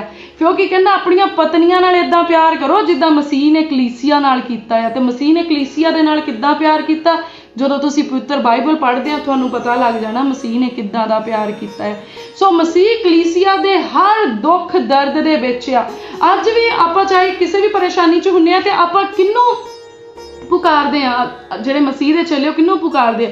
ਉਹ ਮਸੀਹ ਦਾ ਨਾਮ ਲੈ ਕੇ ਕਹਿੰਦੇ ਅਸੀਂ ਹੇ ਮਸੀਹ ਯਿਸੂ ਦੇ ਨਾਮ ਦੇ ਵਿੱਚ ਅਸੀਂ ਇਸ ਸਮੱਸਿਆ ਚੋਂ ਬਾਹਰ ਆਉਂਦੇ ਆ, ਮਸੀਹ ਯਿਸੂ ਦੇ ਨਾਮ ਦੇ ਵਿੱਚ ਸਾਡੇ ਰੋਗ ਚਲੇ ਜਾਣ, ਮਸੀਹ ਯਿਸੂ ਦੇ ਨਾਮ ਦੇ ਵਿੱਚ ਸਾਡੀ ਜ਼ਿੰਦਗੀ ਦੇ ਵਿੱਚੋਂ ਦੁਸ਼ਟ ਆਤਮੇ ਚਲੇ ਜਾਣ। ਇਹਦਾ ਮਤਲਬ ਮਸੀਹ ਯਿਸੂ ਉਹਨਾਂ ਚੀਜ਼ਾਂ ਨੂੰ ਸਾਡੀ ਜ਼ਿੰਦਗੀ ਦੇ ਵਿੱਚੋਂ ਦੂਰ ਕਰਦਾ ਆ। ਇਸੇ ਤਰੀਕੇ ਦੇ ਨਾਲ ਪਤੀਆਂ ਦਾ ਫਰਜ਼ ਬਣਦਾ ਕਿ ਆਪਣੀ ਪਤਨੀ ਦੀ ਜ਼ਿੰਦਗੀ ਦੇ ਵਿੱਚੋਂ ਹਰੇਕ ਦੁੱਖ ਦਰਦ ਨੂੰ ਦੂਰ ਕਰਨ ਦੀ ਹਰ ਮੁਮਕਿਨ ਕੋਸ਼ਿਸ਼ ਕਰਨ ਜੋ ਉਹਨਾਂ ਦੇ ਵੱਸ ਵਿੱਚ ਆ, ਵੱਸੋਂ ਬਾਹਰ ਨਹੀਂ ਪਰ ਜੋ ਉਹਨਾਂ ਦੇ ਵੱਸ ਵਿੱਚ ਆ। ਇਹ ਨਹੀਂ ਕਿ ਕੋਈ ਉਹਨਾਂ ਦੇ ਨਾਲ ਗੱਲ ਕਰ ਰਿਹਾ ਆ ਉਹਦੀ ਪਤਨੀ ਦੇ ਬਾਰੇ ਵਿੱਚ ਕਿ ਤੇਰੀ ਪਤਨੀ ਦਾ ਤੇ ਰੰਗ ਬੜਾ ਕਾਲਾ ਆ, ਤੂੰ ਤੇ ਬੜਾ ਗੋਰਾ ਚਿੱਟਾ ਆ, ਤੇ ਹੁਣ ਉਹ ਬੰਦਾ ਜਿਹੜਾ ਹੈ ਉਹ ਆਪਣੀ ਪਤਨੀ ਵੱਲ ਵੇਖੇ ਹੀ ਜਿਹੜਾ ਉਹ ਟੇਢਾ ਮੇਢਾ ਦੇਖੇ ਵੀ ਹਾਂ ਬਈ ਤੂੰ ਤੇ ਕਾਲੀ ਆ ਤੇ ਮੈਂ ਚਿੱਟਾ ਆ ਤੇ ਮੇਰੀ ਹੁਣ ਤੇਰੇ ਨਾਲ ਜਿਹੜੀ ਉਹ ਜੋੜੀ ਸੱਜਦੀ ਨਹੀਂ। ਮੇਰੇ ਦੋਸਤ ਮਿੱਤਰ ਜਿਹੜੇ ਆ ਮੇਰੇ ਮਜ਼ਾਕ ਉਡਾਉਂਦੇ ਆ, ਪਰ ਚੇਤੇ ਰੱਖਿਓ ਮਸੀਹ ਦਾ ਲੋਕਾਂ ਨੇ ਬਹੁਤ ਮਜ਼ਾਕ ਉਡਾਇਆ, ਪਰ ਮਸੀਹ ਨੇ ਕਲੀਸਿਆ ਦੇ ਲਈ ਸਭ ਕੁਝ ਬਰਦਾਸ਼ਤ ਕੀਤਾ। ਇਸੇ ਹੀ ਤਰ੍ਹਾਂ ਸੋ ਪਰਮੇਸ਼ਵਰ ਨੇ ਅਗਰ ਤੁਹਾਨੂੰ ਜੋੜ ਦਿੱਤਾ ਆ, ਕੋਈ ਉਹਨਾਂ ਨੂੰ ਵੱਖਰੇ ਕਰਨ ਦੀ ਕੋਸ਼ਿਸ਼ ਨਾ ਕਰੇ। ਮੱਤੀ ਦੀ ਕਿਤਾਬ ਵਿੱਚ ਵੀ ਲਿਖਿਆ ਹੈ, ਮਰਕਸ ਦੇ ਵਿੱਚ ਵੀ ਲਿਖਿਆ ਹੈ, ਕਹਿੰਦਾ ਜਿਨ੍ਹਾਂ ਨੂੰ ਪਰਮੇਸ਼ਵਰ ਨੇ ਜੋੜਿਆ ਕੋਈ ਉਹਨਾਂ ਨੂੰ ਵੱਖਰਿਆਂ ਨਾ ਕਰੇ। ਸੋ ਅਸੀਂ ਉਹ ਜਿਹੜੇ ਪਤੀ ਆ ਉਹਨਾਂ ਨੇ ਉਹਨਾਂ ਚੀਜ਼ਾਂ ਨੂੰ ਬਰਦਾਸ਼ਤ ਕਰਨਾ ਆ, ਪਰ ਪਤਨੀਆਂ ਦੇ ਨਾਲ ਉਹਨਾਂ ਨੇ ਇਸ ਚੀਜ਼ ਨੂੰ ਫ੍ਰਿਕਸ਼ਨ ਦਾ ਰੀਜ਼ਨ ਨਹੀਂ ਬਣਾਉਣਾ, ਇਸ ਚੀਜ਼ ਨੂੰ ਲੜਾਈ ਦਾ ਮੁੱਦਾ ਨਹੀਂ ਬਣਾਉਣਾ, ਇਸ ਚੀਜ਼ ਨੂੰ ਇਸ਼ੂ ਨਹੀਂ ਬਣਾਉਣਾ ਕਿ ਫਲਾਣੇ ਨੇ ਮੈਨੂੰ ਇੱਦਾਂ ਕਿਹਾ। ਤੁਹਾਨੂੰ ਕੋਈ ਪ੍ਰੋਬਲਮ ਲੱਗਦੀ ਆ ਤਾਂ ਜਿੱਦਾਂ ਵਚਨ ਦੇ ਵਿੱਚ ਲਿਖਿਆ ਆ ਕਿ ਜਿਹਦੇ ਨਾਲ ਉਹ ਪਿਆਰ ਕਰਦਾ ਉਹਨੂੰ ਉਹ ਡਾਂਟਦਾ ਹੈ। ਤੁਹਾਨੂੰ ਕੋਈ ਪ੍ਰੋਬਲਮ ਲੱਗਦੀ ਆ ਅੰਦਰ ਵੜ ਕੇ ਆਪਣੀ ਪਤਨੀ ਨੂੰ ਸਮਝਾਓ। ਤੁਹਾਨੂੰ ਕੋਈ ਪ੍ਰੋਬਲਮ ਲੱਗਦੀ ਆ ਵਿਹੜੇ 'ਚ ਖਲੋ ਕੇ ਲਾਲਾ ਲਾਲਾ ਨਾ ਕਰੋ, ਰੌਲਾ ਰੱਪਾ ਨਾ ਪਾਓ। ਤੁਹਾਨੂੰ ਕੋਈ ਪ੍ਰੋਬਲਮ ਲੱਗਦੀ ਆਪਣੇ ਕਮਰੇ ਦੇ ਵਿੱਚ ਵੜੋ, ਉੱਥੇ ਬੈਠ ਕੇ ਆਪਣੀ ਪਤਨੀ ਦੇ ਨਾਲ ਉਸ ਗੱਲ ਨੂੰ ਜਿਹੜਾ ਆ ਉਹ ਮੇਕ ਸ਼ੋਰ ਕਰੋ, ਸੌਟ ਆਊਟ ਕਰੋ, ਪਿਆਰ ਦੇ ਨਾਲ ਗੱਲ ਕਰੋ, ਲੋਕਾਂ ਦੇ ਵਿੱਚ ਤਮਾਸ਼ਾ ਨਾ ਬਣਾਓ। ਔਰ ਮੈਂ ਯਕੀਨ ਕਰਦੀ ਜਦੋਂ ਪਤੀ ਪਤਨੀ ਬੈਠ ਕੇ ਗੱਲ ਕਰਦੇ ਆ, ਆਰਾਮ ਨਾਲ ਗੱਲ ਕਰਦੇ ਆ, ਤਾਂ ਉਹ ਗੱਲ ਬੜੀ ਪੋਜ਼ਿਟਿਵ ਵੇ ਦੇ ਨਾਲ ਜਿਹੜੀ ਆ ਸੋਲਵ ਹੋ ਜਾਂਦੀ, ਉਹ ਸਮੱਸਿਆ ਜਿਹੜੀ ਆ ਉਹ ਹੱਲ ਹੋ ਜਾਂਦੀ ਆ। ਤਾਂ ਇਸ ਤਰੀਕੇ ਦੇ ਨਾਲ ਜਿੱਦਾਂ ਵਚਨ ਦੇ ਰਾਹੀਂ ਮਸੀਹ ਸਾਨੂੰ ਹਰ ਗੱਲ ਦੇ ਵਿੱਚ ਜਿਹੜਾ ਹੈ ਉਹ ਸਮਝਾਉਂਦਾ ਹੈ, ਇਸੇ ਤਰ੍ਹਾਂ ਪਤੀਆਂ ਨੂੰ ਵਚਨ ਦੱਸਦਾ ਆ ਕਿ ਪਤੀ ਆਪਣੀ ਪਤਨੀਆਂ ਨਾਲ ਇਦਾਂ ਪ੍ਰੇਮ ਕਰਨ ਜਿੱਦਾਂ ਮਸੀਹ ਨੇ ਕਲੀਸਿਆ ਦੇ ਨਾਲ ਕੀਤਾ ਆ। ਹਾਲੇਲੂਇਆ। ਅਰ ਫਿਰ ਉਹ ਕੀ ਕਹਿੰਦਾ ਆ, ਅਤੇ ਆਪਣੇ ਆਪ ਨੂੰ ਉਸ ਦੇ ਲਈ ਦੇ ਦਿੱਤਾ। ਉਹਨੇ ਆਪਣੇ ਆਪ ਨੂੰ ਉਸ ਦੇ ਲਈ ਦੇ ਦਿੱਤਾ। ਸੋ ਪਤੀਆਂ ਨੇ ਵੀ ਆਪਣਾ ਜਿਹੜਾ ਅੰਦਰ ਆ ਉਹਨਾਂ ਨੇ ਸਮਰਪਿਤ ਕਰਨਾ ਹੈ ਆਪਣੀ ਵਾਈਫ ਨੂੰ, ਜਿੱਦਾਂ ਵਾਈਫ ਨੇ ਸਮਰਪਿਤ ਕਰਨਾ ਹੈ, ਉਹਨੇ ਆਪਣਾ ਅੰਦਰ ਵੀ, ਆਪਣਾ ਜਿਸਮ ਵੀ, ਆਪਣੀਆਂ ਸੋਚਾਂ, ਸਭ ਕੁਝ ਜਿਹੜਾ ਆ ਉਹਨੇ ਸਮਰਪਿਤ ਕਰਨਾ ਆਪਣੇ ਹਸਬੈਂਡ ਨੂੰ। ਸੇਮ ਵੇ ਦੇ ਨਾਲ ਹਸਬੈਂਡ ਨੇ ਵੀ ਆਪਣੀ ਵਾਈਫ ਨੂੰ ਸਮਰਪਿਤ ਕਰਨਾ ਆ, ਆਪਣੀਆਂ ਫੀਲਿੰਗਸ, ਆਪਣਾ ਪਿਆਰ ਜਿਹੜਾ ਆ ਉਹ ਵਾਈਫ ਦੇ ਲਈ ਸਮਰਪਿਤ ਕਰ ਦੇਣਾ। ਉਹਦੇ ਜਿੰਨੇ ਵੀ ਪਿਆਰ ਵਾਲੀਆਂ ਭਾਵਨਾਵਾਂ ਆ ਉਹ ਆਪਣੀ ਪਤਨੀ ਦੇ ਲਈ ਹੋਣੀਆਂ ਚਾਹੀਦੀਆਂ ਆ, ਨਾ ਕਿ ਕਿਸੇ ਓਪਰੀ ਤੀਵੀਂ ਦੇ ਲਈ। ਹਾਲੇਲੂਇਆ। ਸੋ ਇਸ ਚੀਜ਼ ਨੂੰ ਆਪਣੇ ਮਨ ਦੇ ਵਿੱਚ ਪੱਕੀ ਗੰਢ ਦੇ ਲਓ। ਤੁਹਾਡੀ ਪਤਨੀ ਕਾਲੀ ਆ, ਚਿੱਟੀ ਆ, ਕਾਣੀ ਆ ਜਾਂ ਮੋਟੀਆਂ ਅੱਖਾਂ ਵਾਲੀ ਆ, ਪਰ ਉਹ ਤੁਹਾਡੀ ਪਤਨੀ ਆ। ਹੁਣ ਜੋ ਵੀ ਤੁਹਾਡੀਆਂ ਫੀਲਿੰਗਸ ਆ ਉਹ ਸਾਰੀਆਂ ਉਹਦੇ ਲਈ ਹੋਣੀਆਂ ਚਾਹੀਦੀਆਂ। ਇਸੇ ਹੀ ਤਰ੍ਹਾਂ ਭੈਣਾਂ ਦੇ ਲਈ ਉਹਨਾਂ ਦਾ ਪਤੀ ਚਾਹੇ ਛੋਟੇ ਕੱਦ ਦਾ ਆ, ਚਾਹੇ ਲੰਮੇ ਕੱਦ ਦਾ ਆ, ਚਾਹੇ ਉਹ ਭਾਰਾ ਆ ਤੇ ਚਾਹੇ ਉਹ ਪਤਲਾ ਆ, ਪਰ ਤੁਹਾਡੇ ਸਾਰੇ ਇਮੋਸ਼ਨਸ ਜਿਹੜੇ ਆ ਉਹ ਤੁਹਾਡੇ ਆਪਣੇ ਹੀ ਪਤੀ ਦੇ ਲਈ ਹੋਣੇ ਚਾਹੀਦੇ। ਇੱਦਾਂ ਨਹੀਂ ਕਿ ਅਸੀਂ ਕਿਸੇ ਸੁਨੱਖੇ ਗੱਭਰੂ ਨੂੰ ਦੇਖਿਆ ਤੇ ਬਸ ਜੀ ਅਸੀਂ ਆਪਣੇ ਪਤੀ ਦੇ ਬਾਰੇ ਸੋਚਣਾ ਬੰਦ ਕਰਕੇ ਤੇ ਉਹਦੇ ਬਾਰੇ ਸੁਪਨੇ ਦੇਖਣੇ ਸ਼ੁਰੂ ਕਰ ਦਿੱਤੇ। ਮੈਂ ਬੜਾ ਓਪਨਲੀ ਇਸ ਚੀਜ਼ ਨੂੰ ਕਹਾਂਗੀ ਕਿਉਂਕਿ ਤੁਸੀਂ ਇਹਨਾਂ ਸਾਰੀਆਂ ਚੀਜ਼ਾਂ ਨੂੰ ਜਿਹੜਾ ਆ ਉਹ ਇਹਨਾਂ ਚੀਜ਼ਾਂ ਦੇ ਵਿੱਚੋਂ ਦੀ ਨਿਕਲਦੇ ਆ ਔਰ ਤੁਸੀਂ ਇਹਨਾਂ ਚੀਜ਼ਾਂ ਨੂੰ ਅੰਡਰਸਟੈਂਡ ਕਰਦੇ ਆ। ਸੋ ਵਚਨ ਦੇ ਵਿੱਚ ਵੀ ਲਿਖਿਆ ਜਿਹੜੇ ਪਤੀ ਉਹ ਇੱਕ ਹੀ ਪਤਨੀ ਦੇ ਪਤੀ ਹੋਣ, ਜਿਹੜੀਆਂ ਪਤਨੀਆਂ ਉਹ ਇੱਕ ਹੀ ਪਤੀ ਦੀਆਂ ਪਤਨੀਆਂ ਹੋਣ। ਸੋ ਪਵਿੱਤਰਤਾਈ ਜਿਹੜੀ ਆ ਜਿਸਮਾਨੀ ਔਰ ਆਤਮਿਕ ਦੋਵੇਂ ਤਰ੍ਹਾਂ ਦੀ ਪਵਿੱਤਰਤਾਈ ਹੋਣੀ ਜਿਹੜੀ ਆ ਉਹ ਬਹੁਤ ਜ਼ਰੂਰੀ ਆ। ਹਾਲੇਲੂਇਆ। ਫਿਰ ਉਹ ਕੀ ਕਹਿੰਦਾ, ਭਈ ਉਸ ਨੂੰ ਜਲ ਦੇ ਇਸ਼ਨਾਨ ਤੋਂ ਬਾਣੀ ਨਾਲ ਸ਼ੁੱਧ ਕਰਕੇ ਪਵਿੱਤਰ ਕਰੇ। ਮਸੀਹ ਨੇ ਕਲੀਸਿਆ ਨੂੰ ਕਿੱਦਾਂ ਪਵਿੱਤਰ ਕੀਤਾ ਆ? ਬਪਤਿਸਮਾ ਦੇ ਕੇ ਤੇ ਬਾਣੀ ਦੇ ਨਾਲ ਉਹਨੇ ਜਿਹੜਾ ਆ ਉਹ ਕਲੀਸਿਆ ਨੂੰ ਸ਼ੁੱਧ ਕੀਤਾ ਆ, ਅਤੇ ਉਹ ਉਸ ਨੂੰ ਆਪਣੇ ਲਈ ਇਹੋ ਜਿਹੀ ਪ੍ਰਤਾਪਵਾਨ ਕਲੀਸਿਆ ਤਿਆਰ ਕਰੇ ਜਿਹਦੇ ਵਿੱਚ ਕਲੰਕ ਜਾਂ ਬੱਜ ਜਾਂ ਕੋਈ ਹੋਰ ਅਜਿਹਾ ਔਗਣ ਨਾ ਹੋਵੇ, ਸਗੋਂ ਪਵਿੱਤਰ ਅਤੇ ਨਿਰਮਲ ਹੋਵੇ। ਸੋ ਮਸੀਹ ਨੇ ਕਲੀਸਿਆ ਨੂੰ ਕਿੱਦਾਂ ਕੀਤਾ ਆ? ਏਦਾਂ ਵਚਨ ਦੇ ਨਾਲ ਸਿੱਖਿਆ ਦਿੱਤੀ ਆ, ਬਪਤਿਸਮੇ ਦੇ ਬਾਰੇ ਵਿੱਚ ਦੱਸ ਕੇ ਔਰ ਸਾਰੀਆਂ ਚੀਜ਼ਾਂ ਦੇ ਬਾਰੇ ਵਿੱਚ ਕਿ ਉਹਦੇ ਵਿੱਚ ਕੋਈ ਕੱਜ ਨਾ ਰਵੇ, ਕੋਈ ਕਲੰਕ ਨਾ ਹੋਵੇ, ਕੋਈ ਭੈੜੀ ਸਿੱਖਿਆ ਨਾ ਹੋਵੇ। ਸੋ ਏਦਾਂ ਉਹਨੇ ਇੱਕ ਪਵਿੱਤਰ ਤੇ ਨਿਰਮਲ ਜਿਹੜੇ ਆ ਉਹ ਕਲੀਸਿਆ ਹੋਵੇ। ਇਸ ਤਰੀਕੇ ਦੇ ਨਾਲ ਮਸੀਹ ਨੇ ਜਿਹੜਾ ਆ ਕਲੀਸਿਆ ਦੀ ਸਿਰਜਣਾ ਕੀਤੀ। ਔਰ ਹੁਣ ਜਿੱਦਾਂ ਆਪਾਂ ਗੱਲ ਕਰਦੇ ਸੀ ਕਿ ਇੱਕ ਪਤੀ ਜਿਹੜਾ ਆ ਉਹ ਰਾਹ 'ਚ ਰੌਲਾ ਨਾ ਪਾਵੇ, ਵਿਹੜੇ 'ਚ ਰੌਲਾ ਨਾ ਪਾਵੇ, ਪਰ ਅੰਦਰ ਵੜ ਕੇ ਆਪਣੀ ਪਤਨੀ ਦੇ ਨਾਲ ਗੱਲ ਕਰੇ, ਤਾਂ ਏਦਾਂ ਆਪਣੀ ਪਤਨੀ ਨੂੰ ਪ੍ਰਪੇਅਰ ਕਰੇ, ਉਹ ਏਦਾਂ ਉਹਨੂੰ ਟੀਚ ਕਰੇ ਪਿਆਰ ਦੇ ਨਾਲ ਕਿ ਉਹਦੀ ਪਤਨੀ ਦੇ ਅੰਦਰ ਕੋਈ ਕੱਜ ਨਾ ਰਵੇ, ਉਹਦੀ ਪਤਨੀ ਦੇ ਅੰਦਰ ਜਿਹੜਾ ਆ ਉਹ ਕੋਈ ਇਹੋ ਜਿਹੀ ਭਾਵਨਾ ਨਾ ਹੋਏ ਜਿਹੜੀ ਉਹਦੇ ਪਤੀ ਦੇ ਲਈ ਜਿਹੜੀ ਆ ਉਹ ਲਾਜ ਦਾ ਜਾਂ ਕਿਸੇ ਵੀ ਇੱਦਾਂ ਦੀ ਪ੍ਰੋਬਲਮ ਦਾ ਕਾਰਨ ਬਣੇ ਕਿ ਉਸ ਪਤੀ ਨੂੰ ਸ਼ਰਮਿੰਦਾ ਹੋਣਾ ਪਵੇ। ਕਿਉਂਕਿ ਜਦੋਂ ਪਤਨੀ ਆਉਂਦੀ ਆ ਤਾਂ ਉਹ ਇੱਕ ਬਿਲਕੁਲ ਵੱਖਰੇ ਮਾਹੌਲ ਚੋਂ ਇੱਕ ਘਰ ਦੇ ਵਿੱਚ, ਨਵੇਂ ਘਰ ਦੇ ਵਿੱਚ ਆਉਂਦੀ ਆ, ਔਰ ਉੱਥੋਂ ਦਾ ਨਾ ਮਾਹੌਲ ਉਹਨੂੰ ਪਤਾ, ਨਾ ਉੱਥੋਂ ਦੇ ਲੋਕਾਂ ਦੀਆਂ ਉਹਨੂੰ ਸੋਚਾਂ ਪਤਾ, ਨਾ ਉੱਥੋਂ ਦੇ ਲੋਕਾਂ ਦਾ ਸਵਾਦ ਪਤਾ। ਹੋ ਸਕਦਾ ਉਹਦੇ ਘਰ ਦੇ ਵਿੱਚ ਘੱਟ ਲੂਣ ਵਾਲੀ ਦਾਲ ਖਾਂਦੇ ਹੋਣ, ਅਗਲੇ ਘਰ ਦੇ ਵਿੱਚ ਤੇਜ਼ ਲੂਣ ਵਾਲੀ ਦਾਲ ਖਾਂਦੇ ਹੋਣ, ਉਹਦੇ ਘਰ ਦੇ ਵਿੱਚ ਹੌਲੀ ਬੋਲਦੇ ਹੋਣ, ਇਸ ਘਰ ਦੇ ਵਿੱਚ ਉੱਚਾ ਬੋਲਦੇ ਹੋਣ, ਜਾਂ ਉੱਥੇ ਉੱਚਾ ਬੋਲਦੇ ਹੋਣ, ਇੱਥੇ ਹੌਲੀ ਬੋਲਦੇ ਹੋਣ। ਤਾਂ ਹਰੇਕ ਘਰ ਦਾ ਮਾਹੌਲ ਵੱਖਰਾ ਆ, ਹਰੇਕ ਘਰ ਦਾ ਹਰੇਕ ਖਾਣੇ ਦੀ ਰੈਸਪੀ ਜਿਹੜੀ ਆ, ਬੇਸ਼ੱਕ ਇੱਕ ਦਾਲ ਹੀ ਆ ਨਾ, ਕਈਆਂ ਥਾਵਾਂ ਤੇ ਦਾਲ ਜਿਹੜੀ ਉਹ ਕਿਸੇ ਤਰੀਕੇ ਨਾਲ ਬਣਾਈ ਜਾਂਦੀ, ਕਈਆਂ ਥਾਵਾਂ ਤੇ ਕਿਸੇ ਤਰੀਕੇ ਨਾਲ ਬਣਾਈ ਜਾਂਦੀ। ਤਾਂ ਮਤਲਬ ਇਹਨਾਂ ਚੀਜ਼ਾਂ ਨੂੰ ਲੈ ਕੇ ਕਈ ਵਾਰੀ ਲੜਾਈਆਂ ਹੋ ਜਾਂਦੀਆਂ। ਸੋ ਉਹ ਕਹਿੰਦੇ ਜੀ ਤੈਨੂੰ ਤੇਰੇ ਪੇਰੈਂਟਸ ਨੇ ਨਹੀਂ ਕੁਛ ਸਿਖਾਇਆ, ਇੱਦਾਂ ਨਹੀਂ ਹੋਇਆ, ਉੱਦਾਂ ਨਹੀਂ ਹੋਇਆ। ਤਾਂ ਇਹ ਹਸਬੈਂਡ ਦੀ ਡਿਊਟੀ ਆ ਕਿ ਜਦ ਪਹਿਲੇ ਹੀ ਮੁੱਢਲੀ ਲਾਈਫ ਦੇ ਵਿੱਚ ਹੀ, ਸਟਾਰਟਿੰਗ ਦੇ ਵਿੱਚ, ਆਫਟਰ ਮੈਰਿਜ ਸਟਾਰਟਿੰਗ ਦੇ ਵਿੱਚ ਆਪਣੀ ਪਤਨੀ ਨੂੰ ਉਹਨਾਂ ਸਾਰੀਆਂ ਚੀਜ਼ਾਂ ਦੇ ਬਾਰੇ ਵਿੱਚ ਦੱਸੇ। ਅਗਰ ਜੁਆਇੰਟ ਫੈਮਿਲੀ ਆ ਤਾਂ ਉਹਦੇ ਵਿੱਚ ਉਹ ਕਿੱਦਾਂ ਚੱਲਦੇ ਆ ਸਾਰੇ, ਕਿਹਦਾ ਸੁਭਾਅ ਕਿੱਦਾਂ, ਔਰ ਉਹ ਆਪਣੀ ਵਾਈਫ ਨੂੰ ਉਸ ਫੈਮਿਲੀ 'ਚ ਕਿੱਦਾਂ ਦੇਖਣਾ ਚਾਹੁੰਦਾ ਆ। ਜਿੱਦਾਂ ਵਚਨ ਜਿਹੜਾ ਆ ਉਹ ਕਲੀਸਿਆ ਨੂੰ ਤਿਆਰ ਕਰਦਾ ਆ ਕਿ ਉਹ ਇੱਕ ਪਰਫੈਕਟ ਕਲੀਸਿਆ ਹੋਏ, ਇਸੇ ਤਰ੍ਹਾਂ ਹਸਬੈਂਡ ਨੇ ਟੀਚਿੰਗ ਦੇਣੀ ਆਪਣੀ ਵਾਈਫ ਨੂੰ ਕਿ ਉਹਦੀ ਵਾਈਫ ਇੱਕ ਪਤਵੰਤ ਇਸਤਰੀ ਜਿਹੜੀ ਆ ਉਹ ਬਣ ਸਕੇ। ਔਰ ਸਭ ਤੋਂ ਜਿਹੜੇ ਮਤਲਬ ਇੱਕ ਖਾਸ ਚੀਜ਼ ਉਹ ਇਹ ਹੈ ਕਿ ਜਦੋਂ ਪਤੀ ਤੇ ਪਤਨੀ ਹੈ ਨਾ, ਚਾਹੇ ਉਹ ਛੋਟੀ ਜਿਹੀ ਪ੍ਰਾਰਥਨਾ ਇਕੱਠੇ ਕਰਨ ਤੇ ਉਹ ਦੋਵੇਂ ਜੀ ਇਕੱਠੇ ਪ੍ਰਾਰਥਨਾ ਜ਼ਰੂਰ ਕਰਨ, ਔਰ ਉਹ ਸਾਰੇ ਵਿਸ਼ੇ ਨੂੰ ਲੈ ਕੇ ਔਰ ਆਪਣੀ ਜ਼ਿੰਦਗੀ ਦੀ ਪਵਿੱਤਰਤਾਈ ਨੂੰ ਲੈ ਕੇ ਔਰ ਇੱਕ ਆਤਮਿਕ ਬਲੈਸਿੰਗ ਦੇ ਲਈ ਜਦੋਂ ਖਾਸ ਪ੍ਰਾਰਥਨਾ ਇਕੱਠੇ ਕਰਨਗੇ, ਔਰ ਫਿਰ ਪਵਿੱਤਰ ਆਤਮਾ ਸਭਨਾਂ ਗੱਲਾਂ ਦੇ ਵਿਖੇ ਉਹਨਾਂ ਦੀ ਅਗਵਾਈ ਕਰੇਗਾ, ਔਰ ਡੈਫੀਨੇਟਲੀ ਉਹ ਆਪਣੀ ਲਾਈਫ ਦੇ ਵਿੱਚ ਸਕਸੈਸਫੁਲ ਹਸਬੈਂਡ ਵਾਈਫ ਹੋਣਗੇ। ਹਾਲੇਲੂਇਆ। ਤੇ ਕੀ ਕਹਿੰਦਾ ਆ, ਇਸੇ ਤਰ੍ਹਾਂ ਪਤੀਆਂ ਨੂੰ ਵੀ ਚਾਹੀਦਾ ਹੈ ਜੋ ਆਪਣੀਆਂ ਪਤਨੀਆਂ ਨਾਲ ਅਜਿਹਾ ਪ੍ਰੇਮ ਕਰਨ ਜਿਵੇਂ ਆਪਣੇ ਸਰੀਰਾਂ ਨਾਲ ਕਰਦੇ ਹਨ। ਜਿਹੜਾ ਆਪਣੀ ਪਤਨੀ ਨਾਲ ਪ੍ਰੇਮ ਕਰਦਾ ਹੈ ਉਹ ਆਪਣੇ ਹੀ ਨਾਲ ਪ੍ਰੇਮ ਕਰਦਾ ਹੈ। ਸੋ ਜਿੱਦਾਂ ਆਪਾਂ ਪਹਿਲਾਂ ਗੱਲ ਕੀਤੀ ਕਿ ਜਿਹੜੀਆਂ ਮੈਂ ਪਤਨੀਆਂ ਨੂੰ ਕਿਹਾ ਕਿ ਜੇ ਤੁਹਾਡੇ ਜਿਹੜੇ ਹਸਬੈਂਡਸ ਆ ਉਹ ਨਹੀਂ ਅਲਾਓ ਕਰਦੇ ਕਿ ਫਲਾਣੇ ਨੂੰ ਆਪਾਂ ਨਹੀਂ ਮਿਲਣਾ, ਟਮਕਾਨੇ ਨੂੰ ਨਹੀਂ ਕਰਨਾ, ਤਾਂ ਆਪਾਂ ਨਹੀਂ ਕਰਨਾ। ਸੋ ਇਸੇ ਤਰ੍ਹਾਂ ਹਸਬੈਂਡਸ ਨੂੰ ਜਿਹੜਾ ਆ ਉਹ ਵਚਨ ਕੀ ਕਹਿੰਦਾ ਇਸੇ ਤਰ੍ਹਾਂ ਪਤੀਆਂ ਨੂੰ ਵੀ ਚਾਹੀਦਾ ਵੀ ਆਪਣੀਆਂ ਪਤਨੀਆਂ ਨਾਲ ਅਜਿਹਾ ਪ੍ਰੇਮ ਕਰਨ ਜਿਵੇਂ ਆਪਣੇ ਸਰੀਰਾਂ ਨਾਲ ਕਰਦੇ, ਜਿੱਦਾਂ ਉਹ ਆਪਣੀ ਬੋਡੀ ਦੇ ਨਾਲ ਪ੍ਰੇਮ ਕਰਦੇ ਨਾ, ਆਪਣੇ ਜਿਸਮ ਦੇ ਲਈ ਕਿ ਮੈਂ ਜੀ ਮੇਰੇ ਜਿਸਮ ਦੇ ਉੱਤੇ ਮੈਨੂੰ ਮੋਟੇ ਕੱਪੜਿਆਂ ਦੀ ਲੋੜ ਆ ਜਾਂ ਸੋਹਣੇ ਕੱਪੜਿਆਂ ਦੀ ਲੋੜ ਆ, ਤਾਂ ਮਤਲਬ ਵਚਨ ਕੀ ਕਹਿੰਦਾ, ਜਿੱਦਾਂ ਤੁਸੀਂ ਆਪਣੇ ਜਿਸਮ ਦੇ ਨਾਲ ਪਿਆਰ ਕਰਦੇ, ਇਹਦਾ ਮਤਲਬ ਤੁਹਾਨੂੰ ਆਪਣੀ ਵਾਈਫ ਦੇ ਲਈ ਵੀ ਉਹ ਸਾਰੀਆਂ ਚੀਜ਼ਾਂ ਚਾਹੀਦੀਆਂ ਜੋ ਤੁਹਾਨੂੰ ਆਪਣੇ ਲਈ ਚਾਹੀਦੀਆਂ। ਅਗਰ ਤੁਹਾਨੂੰ ਲੱਗਦਾ ਕਿ ਤੁਸੀਂ ਆਪਣੇ ਪੇਰੈਂਟਸ ਦੇ ਨਾਲ ਰਹਿਣਾ ਹੈ ਜਾਂ ਪੇਰੈਂਟਸ ਦੇ ਨਾਲ ਮਿਲਣਾ ਹੈ, ਤਾਂ ਇਹਦਾ ਮਤਲਬ ਫਿਰ ਤੁਹਾਨੂੰ ਇਹ ਵੀ ਅੰਡਰਸਟੈਂਡ ਕਰਨਾ ਪੈਣਾ ਕਿ ਵਾਈਫ ਤੇ ਪੇਰੈਂਟਸ ਦੇ ਨਾਲ ਵੀ ਜਿਹੜਾ ਹੈ ਉਹ ਮਿਲਣਾ ਉਹਦਾ ਜ਼ਰੂਰੀ। ਜੇ ਤੁਹਾਡੇ ਪੇਰੈਂਟਸ ਦੇ ਨਾਲ ਮਿਲਣਾ ਜ਼ਰੂਰੀ ਹੈ ਤਾਂ ਵਾਈਫ ਦਾ ਵਾਈਫ ਦੇ ਪੇਰੈਂਟਸ ਦੇ ਨਾਲ ਮਿਲਣਾ ਵੀ ਜ਼ਰੂਰੀ ਹੈ। ਸੋ ਜੇ ਤੁਸੀਂ ਛੱਡਣਾ ਆ ਫਿਰ ਦੋਨੋਂ ਧਿਰਾਂ ਵੀ ਏਦਾਂ ਕਰ ਸਕਦੀਆਂ ਆ ਕਿ ਠੀਕ ਆ ਵੱਖਰੇ, ਫਿਰ ਦੋਵਾਂ ਦੇ ਲਈ ਸਾਰਾ ਕੁਝ ਬਰਾਬਰ ਆ, ਪਰ ਇਹਨਾਂ ਚੀਜ਼ਾਂ ਨੂੰ ਆਪਾਂ ਲੜਾਈ ਲੈ ਕੇ ਨਹੀਂ ਚੱਲਣਾ। ਸੋ ਦੋਵਾਂ ਦੀਆਂ ਵੱਖਰੀਆਂ ਡਿਊਟੀਜ਼ ਆ, ਦੋਵਾਂ ਨੇ ਆਪੋ ਆਪਣੀ ਜਾਨ ਦਾ ਲੇਖਾ ਦੇਣਾ ਆ। ਸੋ ਦੇਖਣਾ ਆ ਕਿ ਕੌਣ ਆਪਣਾ ਜਿਹੜਾ ਰੋਲ ਆ ਉਹ ਸਹੀ ਤਰੀਕੇ ਦੇ ਨਾਲ ਇਸ ਫਿਲਮ ਦੇ ਵਿੱਚ, ਇੱਕ ਕਹਾਣੀ ਹੈ, ਇੱਕ ਫਿਲਮ ਆ, ਇਸ ਫਿਲਮ 'ਚ ਕੌਣ ਵਧੀਆ ਅਦਾਕਾਰੀ ਜਿਹੜੀ ਕਰਦਾ ਯਾਰ, ਕੌਣ ਵਧੀਆ ਰੋਲ ਆਪਣਾ ਨਿਭਾਉਂਦਾ ਆ। ਸੋ ਹਸਬੈਂਡ ਨੂੰ ਚਾਹੀਦਾ ਏਦਾਂ ਪ੍ਰੇਮ ਕਰਨਾ ਉਹਨੇ ਆਪਣੀ ਪਤਨੀ ਦੇ ਨਾਲ ਜਿੱਦਾਂ ਉਹ ਆਪਣੇ ਨਾਲ ਚਾਹੁੰਦਾ ਆ। ਸੋ ਕਈ ਹਸਬੈਂਡ ਆਪਣੀ ਵਾਈਫ ਨੂੰ ਬੀਟ ਕਰਦੇ ਆ, ਉਹ ਆਪਣੀ ਵਾਈਫ ਨੂੰ ਮਾਰਦੇ ਆ, ਇਹਦਾ ਮਤਲਬ ਉਹ ਆਪਣੀ ਵਾਈਫ ਨੂੰ ਨਹੀਂ ਮਾਰਦੇ, ਉਹ ਆਪਣੇ ਮੂੰਹ ਤੇ ਥੱਪੜ ਮਾਰਦੇ ਆ। ਜਦੋਂ ਆਪਣੀ ਵਾਈਫ ਨੂੰ ਮਾਰਦੇ ਆ ਨਾ ਤੇ ਉਹ ਆਪਣੇ ਹੀ ਮੂੰਹ ਤੇ ਥੱਪੜ ਮਾਰਦੇ ਆ। ਸੋ ਕਿਉਂਕਿ ਵਚਨ ਦੱਸਦਾ ਕਿ ਏਦਾਂ ਪਿਆਰ ਕਰਨਾ ਹੈ ਜਿੱਦਾਂ ਤੁਸੀਂ ਆਪਣੇ ਸਰੀਰ ਨਾਲ ਕਰਦੇ ਆ। ਸੋ ਜੋ ਤੁਸੀਂ ਆਪਣੀ ਵਾਈਫ ਦੇ ਨਾਲ ਕਰਦੇ ਹੋ ਤੁਸੀਂ ਉਹਦੇ ਨਾਲ ਨਹੀਂ ਕਰ ਰਹੇ, ਆਪਣੀ ਬੋਡੀ ਨਾਲ ਕਰ ਰਹੇ ਆ, ਕਿਉਂਕਿ ਪਰਮੇਸ਼ਵਰ ਨੇ ਆਦਮ ਦੀ ਪਸਲੀ ਕੱਢ ਕੇ ਹਵਾ ਨੂੰ ਸਿਰਜਿਆ ਔਰ ਉਹਨੂੰ ਉਹਦੀ ਸਹਾਇਕ ਬਣਾਇਆ। ਤਾਂ ਪਤੀ ਪਤਨੀ ਵਾਂਗ ਉਹਨਾਂ ਨੂੰ ਜਿਹੜਾ ਹੈ ਪਤੀ ਪਤਨੀ ਬਣਾ ਕੇ ਉਹਨਾਂ ਨੂੰ ਬਲੈਸ ਕੀਤਾ ਔਰ ਉਹਨਾਂ ਨੂੰ ਕਿਹਾ ਕਿ ਧਰਤੀ ਨੂੰ ਭਰ ਦਿਓ। ਸੋ ਇਸ ਤਰੀਕੇ ਦੇ ਨਾਲ ਉਹ ਜਿਹੜੀ ਪਤਨੀ ਆ ਉਹ ਤੁਹਾਡੇ ਹੀ ਜਿਸਮ ਦਾ ਹਿੱਸਾ ਆ। ਐਂਡ ਮੈਨੂੰ ਇੱਕ ਫਨੀ ਚੀਜ਼ ਜਿਹੜੀ ਆ ਉਹ ਚੇਤੇ ਆ ਗਈ, ਆਪਣੀ ਚਰਚ ਦੇ ਵਿੱਚ ਖੋਜੇਵਾਲ ਚਰਚ ਦੇ ਵਿੱਚ ਇੱਕ ਪਾਸਟਰ ਜੀ, ਅਸਿਸਟੈਂਟ ਪਾਸਟਰ ਜੀ ਆ, ਪਾਸਟਰ ਅਗਸਟਨ।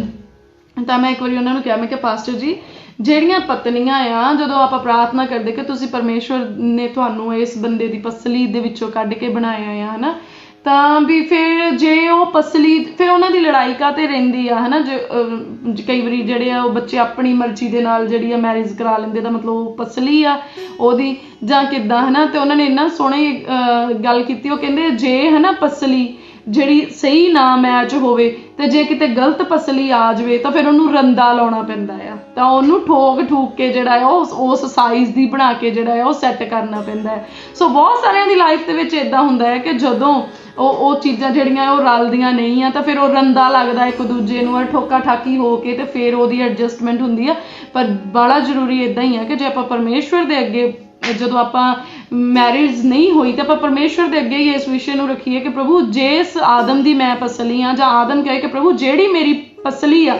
ਤਾਂ ਹਾਂਜੀ ਬ੍ਰਦਰ ਮਲਵਿੰਦਰ ਜੀ ਕਹਿ ਰਹੇ ਇੰਗਲਿਸ਼ ਵਾਲੇ ਪਾਸਟਰ ਜੀ, ਬਿਲਕੁਲ ਇੰਗਲਿਸ਼ ਵਾਲੇ ਪਾਸਟਰ ਜੀ ਜਿਹੜੇ ਆ ਉਹਨਾਂ ਨੇ ਇਹ ਐਗਜ਼ਾਮਪਲ ਦਿੱਤੀ ਸੀਗੀ, ਜਿਹੜੇ ਪਾਸਟਰ ਹੈਪੀ ਜੀ ਨੂੰ ਟ੍ਰਾਂਸਲੇਟ ਕਰਦੇ ਹੁੰਦੇ ਆ। ਤਾਂ ਮਤਲਬ ਅਸੀਂ ਇਸ ਵਿਸ਼ੇ ਨੂੰ ਪਰਮੇਸ਼ਵਰ ਅੱਗੇ ਰੱਖਣਾ ਹੈ ਕਿ ਜਿਹੜੇ ਮਰਦ ਆ ਉਹ ਕਹਿਣ ਕਿ ਪ੍ਰਭੂ ਸਾਡੀ ਉਹੀ ਪਤਨੀ ਬਣੇ ਜਿਹੜੀ ਪਰਮੇਸ਼ਵਰ ਤੁਹਾਡੇ ਵੱਲੋਂ ਠਹਿਰਾਈ ਹੋਈ, ਔਰ ਭੈਣਾਂ ਵੀ ਇਹ ਕਹਿਣ ਕਿ ਪ੍ਰਭੂ ਸਾਨੂੰ ਉਹੀ ਪਤੀ ਦਿਓ ਜਿਹੜਾ ਤੁਹਾਡੇ ਵੱਲੋਂ ਠਹਿਰਾਇਆ ਹੋਇਆ। ਸੋ ਜਦੋਂ ਪਰਮੇਸ਼ਵਰ ਦਾ ਠਹਿਰਾਇਆ ਹੋਇਆ ਸਾਡੀ ਜ਼ਿੰਦਗੀ ਦੇ ਵਿੱਚ ਆਏਗਾ ਤੇ ਸਾਡੀ ਜ਼ਿੰਦਗੀ ਜਿਹੜੀ ਆ ਉਹ ਖੁਸ਼ੀਆਂ ਖੇੜਿਆਂ ਵਾਲੀ ਹੋਏਗੀ। ਅਗਰ ਨਹੀਂ ਵੀ ਹੋਏਗੀ ਤਾਂ ਪਰਮੇਸ਼ਵਰ ਉਹਦੇ ਵਿੱਚੋਂ ਵੀ ਇੱਕ ਚੰਗੀ ਚੀਜ਼ ਸਾਡੀ ਜ਼ਿੰਦਗੀ ਦੇ ਵਿੱਚ ਜਿਹੜੀ ਆ ਉਹ ਕੱਢ ਕੇ ਲੈ ਕੇ ਆਉਣਗੇ, ਉਹਦੇ ਵਿੱਚ ਸਾਨੂੰ ਜਿਹੜੀ ਆ ਸ਼ਾਂਤੀ ਦੇਣਗੇ। ਸੋ ਕਈ ਵਾਰੀ ਤੁਸੀਂ ਦੇਖਿਆ ਹੋਊਗਾ ਬਹੁਤ ਸਾਰੇ ਲੋਕ, ਜਦੋਂ ਤੁਸੀਂ ਬੈਠੋਗੇ ਤੁਸੀਂ ਨੋਟਿਸ ਕਰਿਓ ਕਦੀ ਕਿ ਤੁਸੀਂ ਦੇਖੋ ਜਦੋਂ ਤੁਹਾਡੀ ਮੈਰਿਜ ਨਹੀਂ ਹੋਈ ਸੀ, ਤੁਹਾਡੀ ਵਾਈਫ ਨਹੀਂ ਆਈ ਸੀਗੀ, ਤੇ ਤੁਹਾਡੀ ਇਨਕਮ ਕੀ ਸੀ, ਔਰ ਉਹਦੇ ਬਾਅਦ ਦੇ ਵਿੱਚ ਤੁਹਾਡੀ ਇਨਕਮ ਇਨਕਰੀਜ਼ ਹੋਈ ਹੋਊਗੀ, ਡੈਫੀਨੇਟਲੀ ਹੋਈ ਹੋਊਗੀ, ਕਿਉਂਕਿ ਪਰਮੇਸ਼ਵਰ ਨੇ ਤੁਹਾਡੇ ਘਰ ਦੇ ਵਿੱਚ ਇੱਕ ਬਲੈਸਿੰਗ ਭੇਜੀ ਹੈ। ਗੋਡ ਨੋਜ਼ ਕਿ ਤੁਹਾਡੀਆਂ ਜ਼ਰੂਰਤਾਂ ਵੱਧ ਗਈਆਂ ਤੇ ਪਰਮੇਸ਼ਵਰ ਨੇ ਉਹਦੇ ਵਿੱਚ ਉਹਦੀਆਂ ਜ਼ਰੂਰਤਾਂ ਪੂਰੀਆਂ ਕਰਨ ਦਾ ਧਨ ਵੀ ਜਿਹੜਾ ਆ ਉਹ ਜੋੜ ਦਿੱਤਾ ਹੈ। ਬਹੁਤ ਸਾਰੀਆਂ ਚੀਜ਼ਾਂ ਦੇ ਵਿੱਚ ਤੁਸੀਂ ਦੇਖਿਓ ਕਿ ਤੁਹਾਨੂੰ ਉਹਨਾਂ ਗਿਆਨ ਨਹੀਂ ਹੋਊਗਾ, ਪਰ ਆਫਟਰ ਮੈਰਿਜ ਤੁਹਾਨੂੰ ਬਹੁਤ ਸਾਰੀਆਂ ਚੀਜ਼ਾਂ ਦਾ ਜਿਹੜਾ ਆ ਉਹ ਗਿਆਨ ਪ੍ਰਾਪਤ ਹੋਊਗਾ। ਉਹ ਕਿਉਂ? ਕਿਉਂਕਿ ਪਹਿਲਾਂ ਇੱਕ ਪੋਰਸ਼ਨ ਜਿਹੜਾ ਸੀ ਵਿਜ਼ਡਮ ਦਾ ਕੰਮ ਕਰ ਰਿਹਾ ਸੀ, ਪਰ ਹੁਣ ਡਬਲ ਪੋਰਸ਼ਨ ਜਿਹੜੀ ਵਿਜ਼ਡਮ ਆ ਉਹ ਕੰਮ ਕਰਦੀ। ਔਰ ਜਦੋਂ ਤੁਸੀਂ ਦੋ ਜਣੇ ਬੈਠ ਕੇ, ਦੋ ਬੁੱਧ ਜਿਹੜੀਆਂ ਆ, ਦੋ ਦਿਮਾਗ ਜਦੋਂ ਕੰਮ ਕਰਨਗੇ ਕਿਸੇ ਇੱਕ ਵਿਸ਼ੇ ਦੇ ਲਈ, ਤੇ ਉਹ ਕਿੰਨੀ ਬਲੈਸਿੰਗ ਵਾਲਾ ਉਹਦਾ ਰਿਜ਼ਲਟ ਹੋਏਗਾ, ਕਿੰਨਾ ਅੱਛਾ ਉਹਦਾ ਜਿਹੜਾ ਨਤੀਜਾ ਹੋਊਗਾ। ਕਿਉਂਕਿ ਦੋ ਦਿਮਾਗ ਜਿਹੜੇ ਆ ਉਹ ਇੱਕ ਸਲਾਹ ਦੇ ਨਾਲ ਜਦੋਂ ਚੱਲਣਗੇ ਤਾਂ ਉਹ ਇੱਕ ਅੱਛਾ ਜਿਹੜਾ ਨਤੀਜਾ ਸਾਡੇ ਲਈ ਲੈ ਕੇ ਆਉਣਗੇ।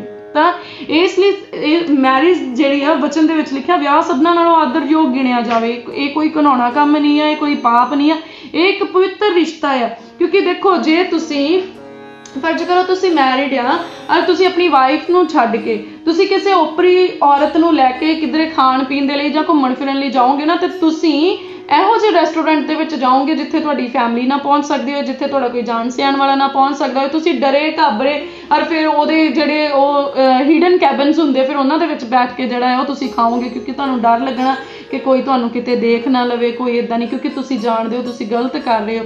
ਪਰ ਅਗਰ ਤੁਸੀਂ ਆਪਣੀ ਪਤਨੀ ਨੂੰ ਲੈ ਕੇ ਜਾਓਗੇ ਤਾਂ ਤੁਸੀਂ ਰੇਹੜੀ ਤੇ ਖਲੋ ਕੇ ਵੀ ਗੋਲ ਗੱਪੇ ਖਾਓਗੇ, ਤੁਸੀਂ ਬੜੇ ਖੁਸ਼ ਹੋਵੋਗੇ ਔਰ ਤੁਹਾਨੂੰ ਲੱਗਣਾ ਕਿ ਮੈਂ ਬੜਾ ਇੱਜ਼ਤ ਵਾਲਾ ਕੰਮ ਕਰ ਰਿਹਾ ਕਿਉਂਕਿ ਮੈਂ ਆਪਣੀ ਪਤਨੀ ਦੇ ਨਾਲ ਖੜਿਆ ਆ।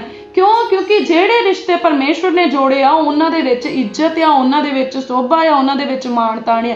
ਪਰ ਜਿਹੜੇ ਮਨੁੱਖ ਉਹ ਰਿਸ਼ਤੇ ਕ੍ਰੀਏਟ ਕਰਦਾ ਜਿਨ੍ਹਾਂ ਨੂੰ ਕੋਈ ਨਾਮ ਨਹੀਂ ਦਿੱਤਾ ਜਾ ਸਕਦਾ, ਉਹ ਰਿਸ਼ਤੇ ਜਿਹੜੇ ਪਰਮੇਸ਼ਵਰ ਦੀ ਨਜ਼ਰ 'ਚ ਘਿਨਾਉਣੇ ਆ, ਔਰ ਉਹ ਜਾਣਦਾ ਆ ਕਿ ਇਹਦੀ ਜਿਹੜੀ ਸਜ਼ਾ ਆ ਉਹ ਮੌਤ ਆ, ਅਰੇ ਪਾਪ ਆ, ਤੇ ਪਾਪ ਦੀ ਮਜ਼ਦੂਰੀ ਮੌਤ ਆ।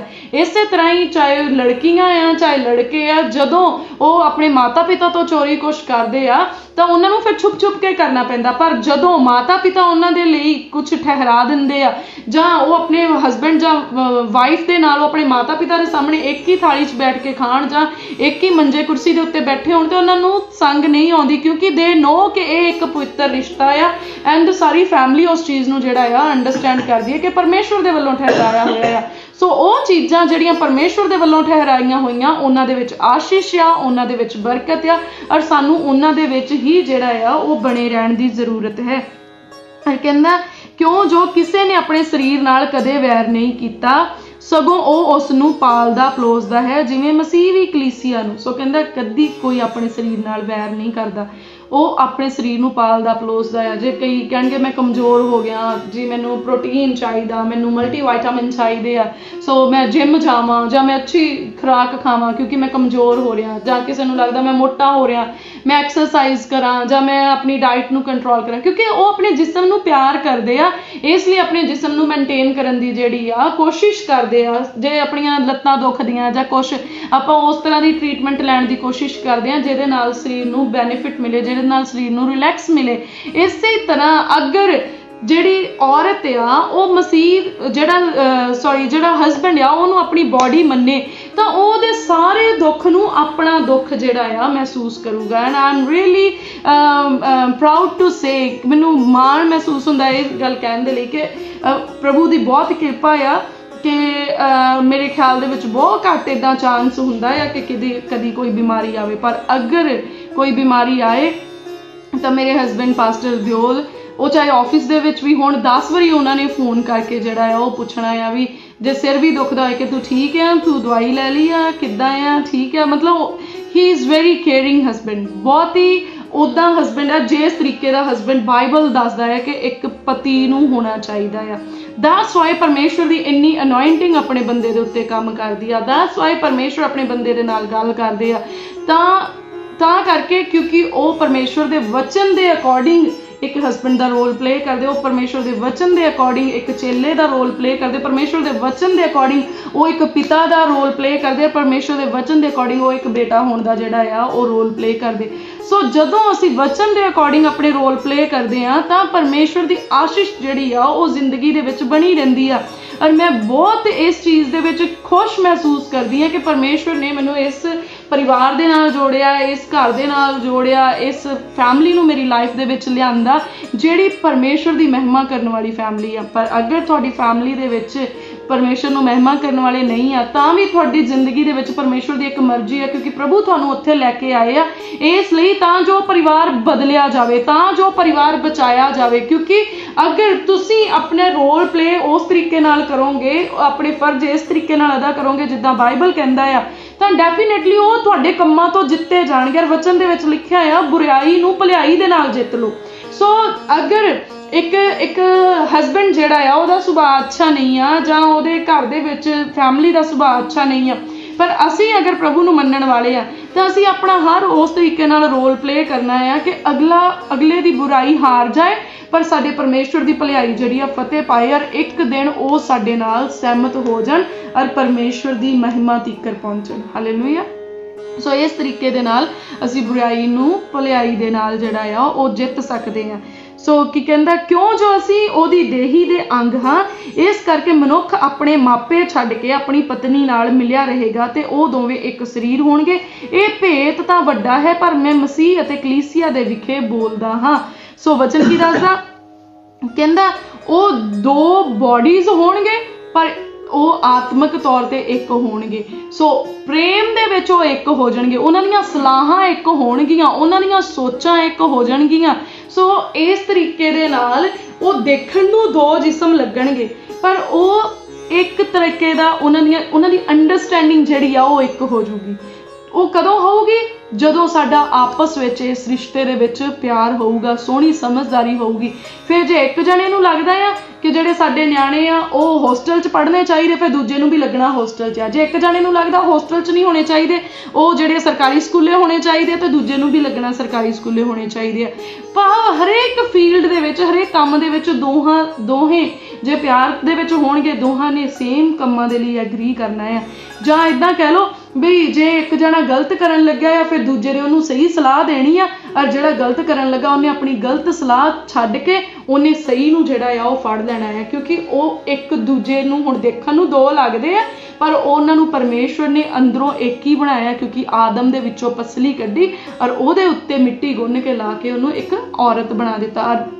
One of the biggest thing ਜਿਹੜੀ ਬਹੁਤ ਕਨਫਿਊਜ਼ ਕਰਦੀ ਆ ਲੋਕਾਂ ਨੂੰ, ਉਹ ਕੀ ਕਹਿੰਦਾ ਇਸ ਕਰਕੇ ਮਨੁੱਖ ਆਪਣੇ ਮਾਪੇ ਛੱਡ ਕੇ ਆਪਣੀ ਪਤਨੀ ਨਾਲ ਮਿਲਿਆ ਰਹੇਗਾ ਤੇ ਉਹ ਦੋਵੇਂ ਇੱਕ ਸਰੀਰ ਹੋਣਗੇ। ਹੁਣ ਉਹ ਕੀ ਕਹਿੰਦਾ ਵੀ ਜਿਹੜਾ ਮਨੁੱਖ ਆ, ਭਾਵ ਜਿਹੜਾ ਮੇਲ ਆ, ਮਰਦ ਆ, ਉਹ ਆਪਣੇ ਮਾਪੇ ਛੱਡ ਕੇ ਆਪਣੀ ਪਤਨੀ ਦੇ ਨਾਲ ਰਲਿਆ ਰਹੂਗਾ, ਕਰਕੇ ਉਹ ਇੱਕ ਸਰੀਰ ਹੋਣਗੇ। ਸੋ ਇਹਦਾ ਮਤਲਬ ਇਹ ਨਹੀਂ ਆ ਕਿ ਉਹਨਾਂ ਨੇ ਆਉਣਾ ਆ ਵਿਆਹ ਕਰਾ ਕੇ ਤੇ ਉਹਨਾਂ ਨੇ ਕਹਿਣਾ ਜੀ ਹੁਣ ਸਾਨੂੰ ਵੱਖਰੇ ਕਰ ਦਿਓ ਕਿਉਂਕਿ ਵਚਨ ਦੇ ਵਿੱਚ ਇਦਾਂ ਲਿਖਿਆ। ਨਹੀਂ, ਇੱਦਾਂ ਨਹੀਂ ਹੈਗਾ। ਅਸੀਂ ਇੱਕ ਫੈਮਿਲੀ ਦੇ ਵਿੱਚ ਰਹਿਣਾ ਆ। ਅਸੀਂ ਕਿਉਂਕਿ ਵਚਨ ਇੱਦਾਂ ਵੀ ਦੱਸਦਾ ਸੀ ਆਪਣੇ ਮਾਤਾ ਪਿਤਾ ਦੀ ਇੱਜ਼ਤ ਕਰਨੀ। ਅਗਰ ਫਰਜ਼ ਕਰੋ ਕਿ ਸਾਡੇ ਮਾਤਾ ਪਿਤਾ ਨੂੰ ਸੰਭਾਲਣ ਵਾਲਾ ਕੋਈ ਹੋਰ ਨਹੀਂ ਆ, ਅਸੀਂ ਵੀ ਚਲੇ ਗਏ ਔਰ ਸਾਡੇ ਮਾਤਾ ਪਿਤਾ ਜਿਹੜੇ ਉਹ ਦੁੱਖ ਦਰਦ ਦੇ ਵਿੱਚ ਤੜਫਣ, ਤਾਂ ਫਿਰ ਤੁਸੀਂ ਕੀ ਸੋਚਦੇ ਹੋ ਪਰਮੇਸ਼ਵਰ ਦੀ ਆਸ਼ੀਸ਼ ਆਊਗੀ ਸਾਡੇ ਉੱਤੇ? ਨਹੀਂ ਆ ਸਕਦੀ। ਇਸ ਲਈ ਇਹ ਉਹ ਕੀ ਕਹਿੰਦਾ, ਇਹ ਭੇਤ ਤਾਂ ਵੱਡਾ ਆ, ਪਰ ਕਹਿੰਦਾ ਮੈਂ ਮਸੀਹ ਅਤੇ ਕਲੀਸਿਆ ਦੇ ਵਿਖੇ ਬੋਲਦਾ ਹਾਂ। ਕਹਿੰਦਾ ਮੈਂ ਮਸੀਹ ਤੇ ਕਲੀਸਿਆ ਦੇ ਵਿਖੇ ਇਹ ਚੀਜ਼ ਨੂੰ ਬੋਲਦਾ ਆ। ਪਰ ਜਿਸਮਾਨੀ ਤੌਰ ਤੇ ਕਹਿ ਲਓ ਜਾਂ ਦੁਨਿਆਵੀ ਤੌਰ ਤੇ ਕਿੱਦਾਂ ਮਤਲਬ ਕਰਦੀ ਆ। ਕਈ ਵਾਰੀ ਕੀ ਹੁੰਦਾ ਆ ਕਿ ਹਸਬੈਂਡ ਵਾਈਫ ਦੀ ਆਪਸ ਵਿੱਚ ਬਹੁਤ ਬਣਦੀ ਹੁੰਦੀ ਆ, ਉਹਨਾਂ ਦਾ ਬਹੁਤ ਪਿਆਰ ਹੁੰਦਾ ਆਪਸ ਵਿੱਚ, ਉਹਨਾਂ ਦੀਆਂ ਸੋਚਾਂ ਵੀ ਇੱਕੋ ਜਿਹੀਆਂ ਹੁੰਦੀਆਂ, ਉਹਨਾਂ ਦੀ ਸਮਝ ਵੀ ਇੱਕੋ ਜਿਹੀ ਹੁੰਦੀ। ਪਰ ਕਈ ਵਾਰੀ ਫੈਮਿਲੀ ਦੇ ਦੂਜੇ ਮੈਂਬਰਸ, ਜਾਂ ਹਸਬੈਂਡ ਦੀ ਮਦਰ ਕਹਿ ਲਓ, ਹਸਬੈਂਡ ਦੀ ਸਿਸਟਰ ਕਹਿ ਲਓ, ਜਾਂ ਫਾਦਰ ਜਾਂ ਇਨ ਲॉज ਦੇ ਵਿੱਚ ਕੋਈ ਵੀ ਫੈਮਿਲੀ ਮੈਂਬਰ, ਉਹ ਹਸਬੈਂਡ ਨੂੰ ਕਹਿਣ ਲੱਗ ਜਾਂਦੇ ਤੂੰ ਤਾਂ ਜਦੋਂ ਦਾ ਤੇਰਾ ਵਿਆਹ ਹੋਇਆ ਤੂੰ ਆਪਣੀ ਵਾਈਫ ਦੀਆਂ ਸਾਰੀਆਂ ਜ਼ਰੂਰਤਾਂ ਨੂੰ ਪੂਰਾ ਕਰਨ ਦੇ ਵਿੱਚ ਲੱਗਾ ਰਹਿਣਾ, ਤੂੰ ਆਪਣੀ ਵਾਈਫ ਦੇ ਨਾਲ ਜ਼ਿਆਦਾ ਟਾਈਮ ਸਪੈਂਡ ਕਰਦਾ ਆ, ਜਾਂ ਹੋਰ ਚੀਜ਼ਾਂ ਨੂੰ ਲੈ ਕੇ ਤੇਰੀ ਵਾਈਫ ਕੰਮ ਨਹੀਂ ਕਰਦੀ, ਤੇਰੀ ਵਾਈਫ ਸਾਡੇ ਨਾਲ ਚੰਗਾ ਨਹੀਂ ਬੋਲਦੀ, ਜਾਂ ਹੋਰ ਚੀਜ਼ਾਂ ਨੂੰ। ਇੱਦਾਂ ਦੇ ਕਈ ਤਰੀਕੇ ਦੇ ਵਿਸ਼ੇ ਹੁੰਦੇ ਆ, ਪਰ ਉਹਨਾਂ ਦਾ ਆਪਸ ਵਿੱਚ ਬਹੁਤ ਪਿਆਰ ਹੁੰਦਾ, ਆਪਸ ਵਿੱਚ ਉਹਨਾਂ ਦੀ ਕੋਈ ਮਿਸਅੰਡਰਸਟੈਂਡਿੰਗ ਨਹੀਂ ਹੁੰਦੀ। ਪਰ ਕਈ ਵਾਰੀ ਬਾਕੀ ਪਰਿਵਾਰ ਦਾ ਕਰਕੇ ਜਿਹੜਾ ਆ ਉਹ ਤਲਾਕ ਹੋ ਜਾਂਦਾ ਆ ਔਰ ਉਹ ਇੱਕ ਦੂਜੇ ਨਾਲੋਂ ਵੱਖਰੇ ਹੋ ਜਾਂਦੇ ਆ। ਪਰ ਬਾਈਬਲ ਸਾਨੂੰ ਇੱਦਾਂ ਦੱਸਦਾ ਆ ਵੀ ਜੇ ਸਾਡਾ ਆਪਸ ਵਿੱਚ ਪ੍ਰੇਮ ਆ, ਫਿਰ ਅਸੀਂ ਉਹਨਾਂ ਸਾਰਿਆਂ ਨੂੰ ਇਗਨੋਰ ਕਰ ਦੇਣਾ, ਕੋਈ ਭਾਵੇਂ ਜੋ ਮਰਜ਼ੀ ਗੱਲਾਂ ਕਰੀ ਜਾਵੇ, ਕੋਈ ਜੋ ਕਹਿੰਦਾ ਆ, ਚਾਹੇ ਉਹ ਸਾਡੇ ਸਕੇ ਮਾਪੇ ਕਿਉਂ ਨਾ ਹੋਣ। ਇਸੇ ਤਰ੍ਹਾਂ ਪਤਨੀ ਦੇ ਨਾਲ ਹੋ ਸਕਦਾ, ਪਤਨੀ ਦੇ ਜਿਹੜੇ ਮਾਪੇ ਆ ਉਹ ਕਹਿਣ ਵੀ ਤੇਰਾ ਘਰ ਵਾਲਾ ਸਾਨੂੰ ਮਿਲਦਾ ਨਹੀਂ ਚੰਗੀ ਤਰ੍ਹਾਂ, ਤੇਰਾ ਘਰ ਵਾਲਾ ਸਾਡੇ ਪੈਰੀਂ ਹੱਥ ਨਹੀਂ ਲਾਉਂਦਾ ਆਣ ਕੇ, ਤੇਰਾ ਘਰ ਵਾਲਾ ਸਿੱਧੇ ਮੂੰਹ ਨਹੀਂ ਬੁਲਾਉਂਦਾ ਸਾਨੂੰ, ਤੇਰਾ ਘਰ ਵਾਲਾ ਤੈਨੂੰ ਛੇਤੀ ਭੇਜਦਾ ਨਹੀਂ ਆ, ਤੇਰਾ ਘਰ ਵਾਲਾ ਲੈ ਕੇ ਨਹੀਂ ਆਉਂਦਾ। ਇਹਦਾ ਮਤਲਬ ਇਹ ਨਹੀਂ ਕਿ ਤੁਸੀਂ ਪੇਕਿਆਂ ਤੋਂ ਹੋ ਕੇ ਆਈਆਂ ਤੇ ਆਉਂਦਿਆਂ ਤੁਸੀਂ ਰਾਹ 'ਚੋਂ ਡਿਵੋਰਸ ਵਾਲੀ ਚਿੱਠੀ ਲੈ ਆਏ ਵੀ ਇਹਦੇ ਤੇ ਕਾਗਜ਼ ਕਰਦੇ ਤੂੰ ਮੇਰੇ ਮਾਪਿਆਂ ਦੀ ਇੱਜ਼ਤ ਨਹੀਂ ਕਰਦਾ। ਉਹ ਜੋ ਕਹਿੰਦੇ ਕਹੀ ਜਾਣ, ਤੁਸੀਂ ਆਪਣੇ ਅਗਰ ਤੁਸੀਂ ਆਪਣੇ ਪਤੀ ਨਾਲ ਪਿਆਰ ਕਰਦੇ ਆ, ਤੁਹਾਡੀਆਂ ਸੋਚਾਂ ਇੱਕੋ ਜਿਹੀਆਂ ਆ, ਤੁਸੀਂ ਬਹੁਤ ਆਪਸ ਵਿੱਚ ਤੁਹਾਡੀ ਅੰਡਰਸਟੈਂਡਿੰਗ ਸੋਹਣੀ ਆ, ਤਾਂ ਫਿਰ ਤੁਸੀਂ ਆਪਣੇ ਉਹਨਾਂ ਨੂੰ ਪੇਰੈਂਟਸ ਨੂੰ ਸੁਣਨਾ ਬੰਦ ਕਰ ਦਿਓ। ਆਫਟਰ ਮੈਰਿਜ ਦੀ ਮੈਂ ਗੱਲ ਕਰਦੀ ਹਾਂ। ਸੋ ਫਿਰ ਤੁਸੀਂ ਉਹਨਾਂ ਚੀਜ਼ਾਂ ਨੂੰ ਸੁਣਨਾ ਬੰਦ ਕਰ ਦਿਓ, ਕਿਉਂਕਿ ਤੁਸੀਂ ਬਾਕੀ ਦੀ ਜ਼ਿੰਦਗੀ ਆਪਣੇ ਪੇਰੈਂਟਸ ਦੇ ਨਾਲ ਨਹੀਂ, ਆਪਣੇ ਹਸਬੈਂਡ ਦੇ ਨਾਲ ਕੱਢਣੀ ਆ। ਸੇਮ ਵੇ ਦੇ ਨਾਲ ਹਸਬੈਂਡ ਨੇ ਬਾਕੀ ਦੀ ਲਾਈਫ ਉਹਨੇ ਆਪਣੇ ਪੇਰੈਂਟਸ ਦੇ ਨਾਲ ਨਹੀਂ, ਆਪਣੀ ਵਾਈਫ ਦੇ ਨਾਲ ਹੁਣ ਉਹਨੂੰ ਜ਼ਿਆਦਾ ਟਾਈਮ ਜਿਹੜਾ ਆ ਉਹਨੇ ਕੱਢਣਾ ਹੈ। ਔਰ ਫਸਟ ਜਿਹੜੀ ਰਿਲੇਸ਼ਨਸ਼ਿਪ ਆ, ਸਭ ਤੋਂ ਜ਼ਿਆਦਾ ਪ੍ਰਾਇੋਰਟੀ ਜਿਹੜੀ ਪਰਮੇਸ਼ਵਰ ਨੇ ਦਿੱਤੀ ਆ, ਉਹ ਹਸਬੈਂਡ ਤੇ ਵਾਈਫ ਦੀ ਰਿਲੇਸ਼ਨਸ਼ਿਪ ਨੂੰ ਦਿੱਤੀ ਆ। ਪਹਿਲਾਂ ਮਾਤਾ ਪਿਤਾ ਨਹੀਂ ਆਏ, ਪਹਿਲਾਂ ਪਤੀ ਪਤਨੀ ਆਏ, ਕਿਉਂਕਿ ਪਹਿਲਾਂ ਮਰਦ ਪਰਮੇਸ਼ਵਰ ਨੇ ਬਣਾਇਆ ਔਰ ਉਹਦੀ ਮਦਦ ਦੇ ਲਈ ਸਹਾਇਕ ਬਣਾਈ, ਫਿਰ ਉਹਨਾਂ ਦੇ ਬੱਚੇ ਗਾਂ ਹੋਏ, ਤਾਂ ਉਹ ਮਾਤਾ ਪਿਤਾ ਬਣੇ। ਸੋ ਪਹਿਲ ਦੇ ਆਧਾਰ ਤੇ ਪਤੀ ਪਤਨੀ ਦਾ ਰਿਸ਼ਤਾ ਆ, ਇਸ ਰਿਸ਼ਤੇ ਨੂੰ ਕਦੀ ਵੀ ਖਰਾਬ ਨਾ ਕਰੋ, ਇਸ ਰਿਸ਼ਤੇ ਦੀ ਅਹਿਮੀਅਤ ਨੂੰ ਸਮਝੋ, ਇਸ ਰਿਸ਼ਤੇ ਨੂੰ ਜਿਹੜਾ ਆ ਮਜ਼ਬੂਤ ਕਰੋ, ਵਚਨ ਦੇ ਨਾਲ ਮਜ਼ਬੂਤ ਕਰੋ, ਆਪਣੇ ਚੰਗੇ ਕੰਮਾਂ ਦੇ ਨਾਲ ਮਜ਼ਬੂਤ ਕਰੋ। ਇਸ ਲਈ ਘਰ ਦੇ ਵਿੱਚ ਕੋਈ ਕੀ ਕਹਿ ਰਿਹਾ ਆ, ਉਸ ਚੀਜ਼ ਨੂੰ ਜਿਹੜਾ ਹੈ ਉਹ ਜ਼ਰੂਰ ਸੁਣ ਕੇ ਸਮਝਣ ਦੀ ਕੋਸ਼ਿਸ਼ ਕਰੋ, ਉਸ ਚੀਜ਼ ਨੂੰ ਹੱਲ ਕਰਨ ਦੀ ਕੋਸ਼ਿਸ਼ ਕਰੋ, ਪਰ ਉਸ ਚੀਜ਼ ਦਾ ਕਰਕੇ ਤੁਸੀਂ ਆਪਣੇ ਰਿਸ਼ਤੇ ਨੂੰ ਕਦੀ ਵੀ ਨਾ ਤੋੜੋ, ਕਿਉਂਕਿ ਜਿਹੜਾ ਡਿਵੋਰਸ ਦੀ ਇਜਾਜ਼ਤ ਜਿਹੜੀ ਆ ਉਹ ਬਾਈਬਲ ਨਹੀਂ ਦਿੰਦਾ। ਪ੍ਰਭੂ ਯਿਸੂ ਮਸੀਹ ਦੇ ਚੇਲਿਆਂ ਨੇ ਵੀ ਕਿਹਾ ਕਿ ਜਿਹੜਾ ਆ ਉਹ ਪਤੀ ਪਤਨੀ ਦੇ ਵੱਖਰੇ ਹੋਣ ਬਾਰੇ ਉਹ ਪੁੱਛਦੇ ਆ, ਮੱਤੀ ਦੀ ਕਿਤਾਬ ਦੇ ਵਿੱਚ ਵੀ ਆ, ਮਰਕਸ ਦੇ ਵਿੱਚ ਵੀ ਹੈਗਾ ਆ। ਸੋ ਉਹ ਪੁੱਛਦੇ ਆ ਤਾਂ ਪ੍ਰਭੂ ਯਿਸੂ ਮਸੀਹ ਜੀ ਨੇ ਉਹਨਾਂ ਨੂੰ ਕੀ ਕਿਹਾ, ਕਹਿੰਦਾ ਜਿਨ੍ਹਾਂ ਨੂੰ ਪਰਮੇਸ਼ਵਰ ਨੇ ਜੋੜ ਦਿੱਤਾ ਕੋਈ ਉਹਨਾਂ ਨੂੰ ਵੱਖਰੇ ਨਾ ਕਰੇ। ਸੋ ਜੇ ਹਸਬੈਂਡ ਵਾਈਫ ਦੀ ਆਪਸ ਵਿੱਚ ਬਣਦੀ ਆ ਫਿਰ ਠੀਕ ਆ, ਉਹਨਾਂ ਨੂੰ ਉਹਨਾਂ ਦੇ ਹਾਲ ਤੇ ਛੱਡ ਦਿਓ, ਉਹ ਆਪਣੇ ਆਪ ਦੇ ਵਿੱਚ ਆਪਣੀ ਉਮਰ ਦੇ ਹਿਸਾਬ ਨਾਲ, ਆਪਣੀ ਜ਼ਿੰਮੇਵਾਰੀ ਦੇ ਹਿਸਾਬ ਨਾਲ ਉਹ ਆਪਣੇ ਆਪ ਸਿਆਣੇ ਹੋਣਗੇ ਔਰ ਉਹ ਆਪਣੇ ਫਰਜ਼ਾਂ ਨੂੰ ਸਮਝਣ ਲੱਗ ਜਾਣਗੇ। ਸੋ ਬਾਕੀਆਂ ਨੂੰ ਉਹਦੇ ਵਿੱਚ ਨੋਕ ਝੋਕ ਜਿਹੜੀ ਆ ਉਹ ਨਹੀਂ ਕਰਨੀ ਚਾਹੀਦੀ। ਪਰ ਜੇ ਉਹ ਕਰਦੇ ਵੀ ਆ ਤਾਂ ਫਿਰ ਹਸਬੈਂਡ ਵਾਈਫ ਸਿਆਣੇ ਬਣ ਜਾਣ ਕਿ ਉਸ ਨੋਕ ਝੋਕ ਨੂੰ ਆਪਣੀ ਲਾਈਫ ਦੇ ਵਿੱਚ ਐਂਟਰ ਨਾ ਕਰਨ ਦੇਣ, ਉਹਦੇ ਬਦਲੇ ਉਹ ਇੱਕ ਦੂਜੇ ਨਾਲੋਂ ਵੱਖਰੇ ਨਾ ਹੋਣ, ਪਰ ਉਹ ਆਪਣੀ ਰਿਲੇਸ਼ਨਸ਼ਿਪ ਦੇ ਵਿੱਚ ਬਣੇ ਰਹਿਣ। ਔਰ ਫਿਰ ਉਹ ਕੀ ਪੁੱਛਦੇ, ਕਹਿੰਦਾ ਪਰ ਮੂਸਾ ਨੇ ਤਾਂ ਕਿਹਾ ਸੀ ਤਿਆਗ ਪੱਤਰੀ ਦੇ ਬਾਰੇ ਵਿੱਚ, ਤਾਂ ਕਿ ਪਰ ਪ੍ਰਭੂ ਯਿਸੂ ਮਸੀਹ ਕੀ ਕਹਿੰਦੇ ਆ, ਕਹਿੰਦੇ ਪਰ ਹੁਣ ਨਹੀਂ ਏਦਾਂ, ਹੁਣ ਏਦਾਂ ਆ ਜਦ ਤੱਕ ਜੇ ਪਤਨੀ ਜਾਂ ਪਤੀ ਜਿਹੜਾ ਆ ਉਹ ਹਰਾਮਕਾਰੀ ਨਾ ਕਰੇ, ਉਦੋਂ ਤੱਕ ਜਿਹੜਾ ਆ ਉਹ ਇੱਕ ਦੂਜੇ ਨੂੰ ਨਾ ਤਿਆਗਣ। ਜੇ ਤਿਆਗਣ ਤੇ ਸਿਰਫ ਇੱਕੋ ਹੀ ਰੀਜ਼ਨ ਆ, ਜੇ ਹਰਾਮਕਾਰੀ ਕਰੇ ਉਹਨਾਂ ਚੋਂ ਕੋਈ। ਫਰਜ਼ ਕਰੋ ਕਿ ਹਸਬੈਂਡ ਜਿਹੜਾ ਹੈ ਉਹ ਆਪਣੀ ਵਾਈਫ ਦੇ ਨਾਲ ਬਹੁਤ ਪਵਿੱਤਰਤਾਈ 'ਚ ਚੱਲਦਾ, ਮਤਲਬ ਆਪਣੀ ਵਾਈਫ ਦੇ ਨਾਲ ਉਹਦੀ ਰਿਲੇਸ਼ਨਸ਼ਿਪ ਆ, ਉਹ ਆਪਣੀ ਵਾਈਫ ਦੇ ਨਾਲ ਪਿਆਰ ਕਰਦਾ ਆ, ਪਰ ਜਿਹੜੀ ਪਤਨੀ ਆ ਉਹ ਆਪਣੇ ਪਤੀ ਨੂੰ ਛੱਡ ਕੇ ਹੋਰ ਕਿਸੇ ਮਰਦ ਨਾਲ ਤੁਰੀ ਫਿਰਦੀ ਆ। ਫਿਰ ਉਹਦੇ ਹਸਬੈਂਡ ਨੂੰ ਪਤਾ ਲੱਗਦਾ ਔਰ ਉਹ ਹਸਬੈਂਡ ਉਸ ਵਾਈਫ ਨੂੰ ਜਿਹੜਾ ਆ ਉਹ ਡਿਵੋਰਸ ਦੇ ਸਕਦਾ ਆ। ਔਰ ਇਸੇ ਤਰੀਕੇ ਦੇ ਨਾਲ ਜਿਹੜੀ ਪਤਨੀ ਆ, ਉਹਦਾ ਪਤੀ ਜੇ ਇਦਾਂ ਕਰਦਾ ਆ ਤੇ ਉਹ ਪਤਨੀ ਜਿਹੜੀ ਆ ਉਹਨੂੰ ਡਿਵੋਰਸ ਦੇ ਸਕਦੀ ਹੈ। ਅਦਰਵਾਈਜ਼ ਇਸ ਕਰਕੇ ਨਹੀਂ ਕਿ ਸੱਸ ਲੜ ਪਈ ਤਾਂ ਡਿਵੋਰਸ ਹੋ ਗਿਆ, ਨਨਾਣ ਲੜ ਪਈ ਤਾਂ ਡਿਵੋਰਸ ਹੋ ਗਿਆ, ਜਿਹੜੇ ਕੁੜੀ ਦੇ ਮਾਂ ਪਿਓ ਆ ਉਹਨਾਂ ਨੇ ਉਹਨੂੰ ਚੱਕ ਥੱਲ ਕਰਤੀ ਤਾਂ ਡਿਵੋਰਸ ਹੋ ਗਿਆ, ਜਾਂ ਤੂੰ ਮੇਰੇ ਕੱਪੜੇ ਨਹੀਂ ਧੋਤੇ ਤਾਂ ਡਿਵੋਰਸ ਹੋ ਗਿਆ, ਤੂੰ ਮੇਰੀ ਰੋਟੀ ਨਹੀਂ ਪਕਾਈ ਤਾਂ ਡਿਵੋਰਸ ਹੋ ਗਿਆ, ਤੂੰ ਚਰਚ ਨੂੰ ਨਹੀਂ ਜਾਂਦਾ ਤਾਂ ਡਿਵੋਰਸ ਹੋ ਗਿਆ। ਤੇ ਇਹ ਵਾਲੇ ਰੀਜ਼ਨਸ ਜਿਹੜੇ ਆ ਇਹ ਡਿਵੋਰਸ ਦੇ ਰੀਜ਼ਨਸ ਨਹੀਂ ਆ, ਸਿਰਫ ਇੱਕੋ ਹੀ ਰੀਜ਼ਨ ਆ ਡਿਵੋਰਸ ਦਾ, ਉਹ ਆ ਹਰਾਮਕਾਰੀ। ਸੋ ਅਗਰ ਕੋਈ ਹਰਾਮਕਾਰੀ ਨਹੀਂ ਕਰਦਾ ਤਾਂ ਤੁਹਾਨੂੰ ਕਿਸੇ ਵੀ ਮੁੱਲ ਤੇ ਆਪਣਾ ਜਿਹੜਾ ਰਿਸ਼ਤਾ ਆ ਉਹ ਖਰਾਬ ਨਹੀਂ ਕਰਨਾ ਚਾਹੀਦਾ, ਸਗੋਂ ਪਵਿੱਤਰਤਾਈ ਦੇ ਵਿੱਚ ਚੱਲਦਿਆਂ ਹੋਇਆਂ ਪਰਮੇਸ਼ਵਰ 'ਚ ਬਣੇ ਰਹਿਣਾ ਚਾਹੀਦਾ। ਸਗੋਂ ਬਾਈਬਲ 'ਚ ਇਦਾਂ ਵੀ ਲਿਖਿਆ ਕਿ ਜੇ ਇੱਕ ਜਣਾ ਜਿਹੜਾ ਆ ਉਹ ਖਰਾਬ ਆ ਤਾਂ ਦੂਜਾ ਸਹੀ ਆ, ਤਾਂ ਕਹਿੰਦਾ ਜੇ ਇੱਕ ਜਣਾ ਪਵਿੱਤਰ ਰਹਿਣਾ ਚਾਹੇ ਤੇ ਦੂਜਾ ਉਹਨੂੰ ਪਵਿੱਤਰ ਰਹਿਣ ਦੇਵੇ। ਸੋ ਉਹਦੇ ਲਈ ਪ੍ਰਾਰਥਨਾ ਕਰੇ ਤੇ ਜਿਹੜਾ ਦੂਜਾ ਆ ਜਿਹੜਾ ਵਿਗੜਿਆ ਹੋਇਆ ਜਾਂ ਜਿਹੜਾ ਖਰਾਬ ਆ ਉਹ ਵੀ ਇੱਕ ਜਿਹੜਾ ਸਹੀ ਆ ਉਹਦੇ ਕਰਕੇ ਉਹ ਵੀ ਬਚਾਇਆ ਜਾਊਗਾ। ਸੋ ਇਹ ਇੱਕ ਬਹੁਤ ਹੀ ਵੱਡਾ ਚੈਲੰਜ ਆ, ਇਹ ਇੱਕ ਬਹੁਤ ਵੱਡਾ ਟਾਸਕ ਆ, ਔਰ ਇਸ ਚੀਜ਼ ਨੂੰ ਅਸੀਂ ਜਿਹੜਾ ਆ ਫਤਿਹ ਕਰਨਾ ਆ ਪ੍ਰਭੂ ਯਿਸੂ ਮਸੀਹ ਦੇ ਨਾਮ ਦੇ ਵਿੱਚ, ਮਸੀਹ ਦੇ ਵਚਨ ਦੇ ਨਾਲ, ਮਸੀਹ ਦੀਆਂ ਟੀਚਿੰਗਸ ਦੇ ਨਾਲ, ਔਰ ਪਰਮੇਸ਼ਵਰ ਦੀ ਸਾਮਰਥ ਦੇ ਨਾਲ।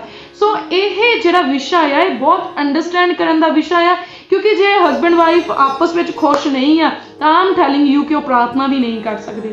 ਤੁਹਾਨੂੰ ਲੱਗਦਾ ਕਿ ਜੇ ਪਤੀ ਪਤਨੀ ਦੋਵੇਂ ਆਪਸ ਵਿੱਚ ਲੜੇ ਹੋਣ ਤੇ ਉਹ ਪਵਿੱਤਰ ਆਤਮਾ ਨਾਲ ਭਰ ਕੇ ਪ੍ਰਾਰਥਨਾ ਕਰਨ? ਨੋ, ਉਹ ਡਰਾਮਾ ਕਰ ਸਕਦੇ ਪਰ ਪ੍ਰਾਰਥਨਾ ਨਹੀਂ ਕਰ ਸਕਦੇ, ਕਿਉਂਕਿ ਉਹਨਾਂ ਦੇ ਮਨ ਸ਼ਾਂਤ ਨਹੀਂ ਹੈ। ਔਰ ਜੇ ਮਨ ਸ਼ਾਂਤ ਹੀ ਨਹੀਂ ਹੈ ਤਾਂ ਮਨ ਪਰਮੇਸ਼ਵਰ ਦੇ ਨਾਲ ਕਿੱਦਾਂ ਜੁੜੇਗਾ? ਇਸ ਲਈ ਅਗਰ ਤੁਸੀਂ ਸੋਚਦੇ ਕਿ ਪਰਮੇਸ਼ਵਰ ਦੇ ਨਾਲ ਜੁੜਨਾ ਹੈ ਤਾਂ ਮਾਹੌਲ ਸ਼ਾਂਤੀ ਵਾਲਾ ਹੋਣਾ ਚਾਹੀਦਾ ਆ। ਮਾਹੌਲ ਸ਼ਾਂਤੀ ਵਾਲਾ ਕਿੱਦਾਂ ਹੋਏਗਾ?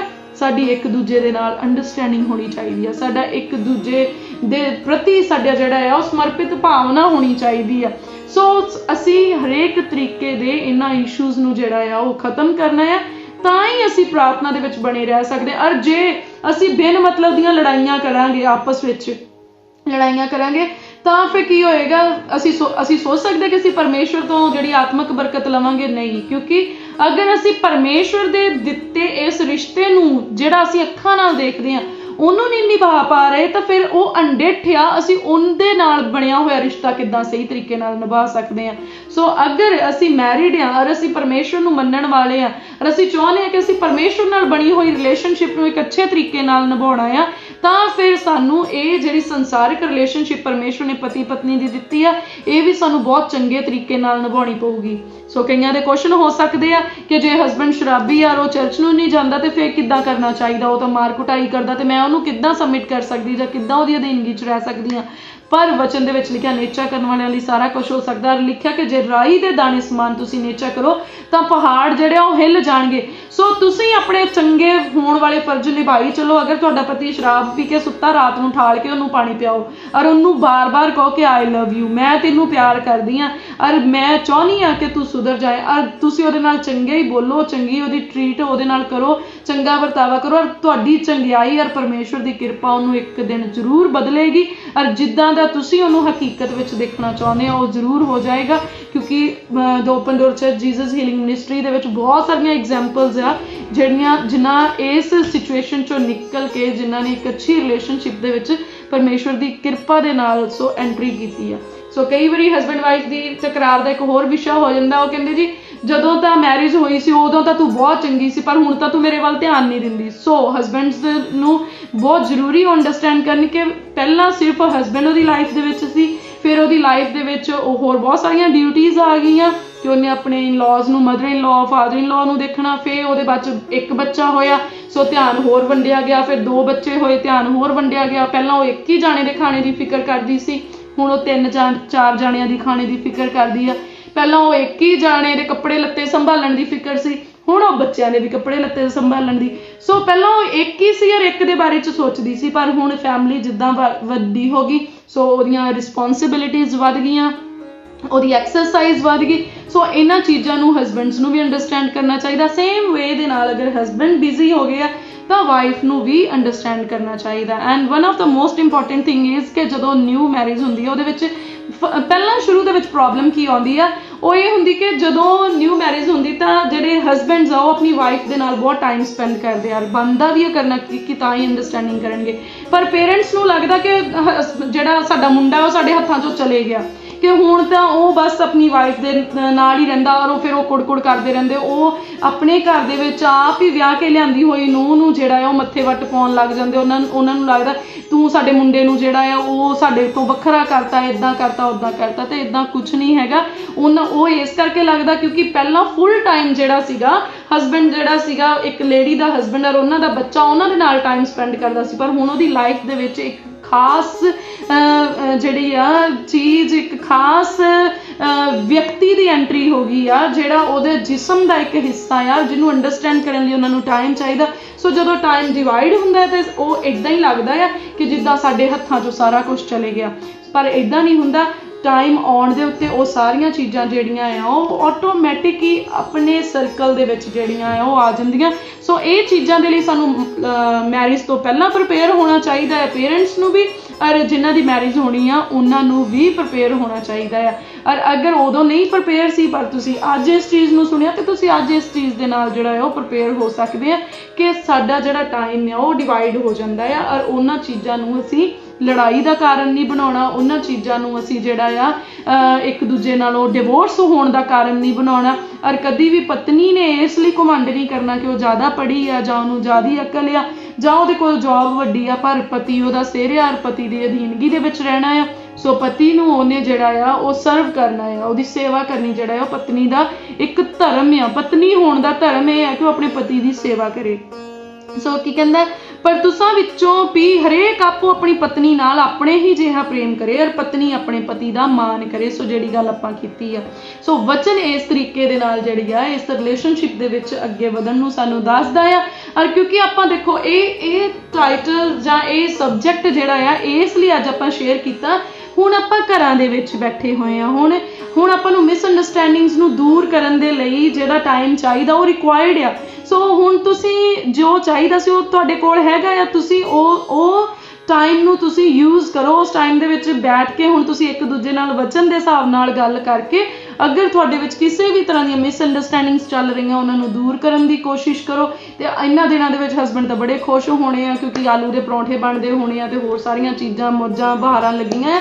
ਸੋ ਕਈ ਸਿਆਣੇ ਕਹਿੰਦੇ ਹੁੰਦੇ ਵੀ ਜਿਹੜਾ ਦਿਲ ਦਾ ਰਾਹ ਹੈ ਨਾ ਉਹ ਢਿੱਡ ਥਾਣੀ ਹੋ ਕੇ ਜਾਂਦਾ ਹੈ। ਤੇ ਸੋਹਣਾ ਜਿਹਾ ਖਾਣਾ ਬਣਾ ਕੇ ਇੱਕ ਮੇਜ਼ ਤੇ ਬੈਠ ਕੇ ਸਾਰੀਆਂ ਮਿਸਅੰਡਰਸਟੈਂਡਿੰਗਸ ਨੂੰ ਦੂਰ ਕਰਕੇ ਪ੍ਰਭੂ ਦੇ ਅੱਗੇ ਪ੍ਰਾਰਥਨਾ ਕਰਕੇ ਇੱਕ ਨਵੀਂ ਸ਼ੁਰੂਆਤ ਆਪਣੀ ਲਾਈਫ ਦੇ ਵਿੱਚ ਕਰੋ ਤਾਂ ਜੋ ਆਉਣ ਵਾਲੇ ਜਿਹੜੇ ਦਿਨ ਆ ਉਹ ਸ਼ਾਂਤੀ ਦੇ ਨਾਲ ਬੀਤਣ, ਤਾਂ ਜੋ ਆਉਣ ਵਾਲੇ ਦਿਨਾਂ ਵਿੱਚ ਆਪਾਂ ਸ਼ਾਂਤੀ ਦੇ ਨਾਲ ਪਰਮੇਸ਼ਵਰ ਜੀ ਦੇ ਅੱਗੇ ਜਿਹੜਾ ਆ ਉਹ ਪ੍ਰਾਰਥਨਾ ਦੇ ਵਿੱਚ ਬੈਠ ਸਕੀਏ ਔਰ ਪਰਮੇਸ਼ਵਰ ਜੀ ਦੀ ਆਵਾਜ਼ ਨੂੰ ਆਪਾਂ ਬੜੇ ਕਲੀਅਰਲੀ ਔਰ ਸ਼ਾਂਤੀ ਦੇ ਵਿੱਚ ਰਹਿ ਕੇ ਜਿਹੜਾ ਆ ਉਹ ਸੁਣ ਸਕੀਏ।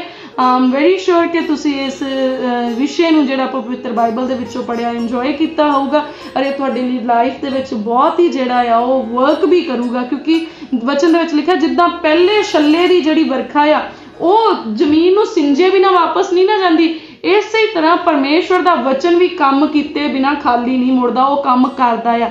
ਅਗਰ ਇਸ ਵਚਨ ਨੂੰ ਅੱਜ ਪਰਮੇਸ਼ਵਰ ਨੇ ਸਾਨੂੰ ਦਿੱਤਾ ਆ ਤਾਂ ਇਹ ਵਚਨ ਬਹੁਤਿਆਂ ਦੀ ਜ਼ਿੰਦਗੀ ਦੇ ਵਿੱਚ ਜਿਹੜਾ ਆ ਉਹ ਉਹਨਾਂ ਦੀ ਜ਼ਿੰਦਗੀ ਦੀ ਸਿੰਚਾਈ ਕਰੂਗਾ ਔਰ ਇੱਕ ਅੱਛੇ ਫਲ ਨੂੰ ਲੈ ਕੇ ਆਊਗਾ। ਸੋ ਪਰਮੇਸ਼ਵਰ ਦੀ ਕਿਰਪਾ ਤੁਹਾਡੇ ਸਾਰਿਆਂ ਦੇ ਨਾਲ ਹੋਏ ਔਰ ਪਰਮੇਸ਼ਵਰ ਤੁਹਾਨੂੰ ਬਹੁਤ ਆਤਮਾ ਦੇ ਨਾਲ ਭਰਨ। ਔਰ ਮੈਂ ਪ੍ਰਾਰਥਨਾ ਕਰਦੀ ਕਿ ਅਗਰ ਤੁਹਾਡੇ ਵਿੱਚੋਂ ਕਿਸੇ ਦੀ ਵੀ ਰਿਲੇਸ਼ਨਸ਼ਿਪ ਖਰਾਬ ਆ ਤਾਂ ਪਰਮੇਸ਼ਵਰ ਕਿਰਪਾ ਕਰਨ ਕਿ ਤੁਸੀਂ ਉਸ ਰਿਲੇਸ਼ਨਸ਼ਿਪ ਦੇ ਵਿੱਚ ਜਿਹੜਾ ਆ ਮਜ਼ਬੂਤ ਹੋਵੋ ਔਰ ਪਰਮੇਸ਼ਵਰ ਉਸ ਚੀਜ਼ ਦੇ ਵਿੱਚ ਮਜ਼ਬੂਤ ਹੋਣ ਦੇ ਲਈ ਤੁਹਾਡੀ ਮਦਦ ਤੇ ਸਹਾਇਤਾ ਕਰਨ।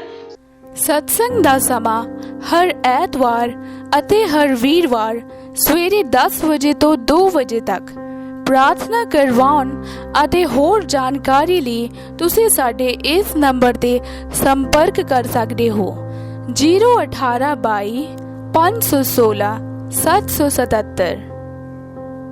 ਹੋਰ ਵੀਡੀਓਜ਼ ਦੇਖਣ ਦੇ ਲਈ ਹੁਣੇ ਸਬਸਕ੍ਰਾਈਬ ਕਰੋ ਸਾਡਾ YouTube ਚੈਨਲ ਪਾਸਟਰ ਦਿਓਲ ਖੋਜੇਵਾਲਾ। ਹਰ ਸਮੇਂ ਪਰਮੇਸ਼ਵਰ ਦੇ ਵਚਨ ਦਾ ਆਨੰਦ ਲੈਣ ਦੇ ਲਈ ਫੋਲੋ ਕਰੋ ਸਾਡਾ Facebook page pastor Deol Khojewala Jesus healing ministry.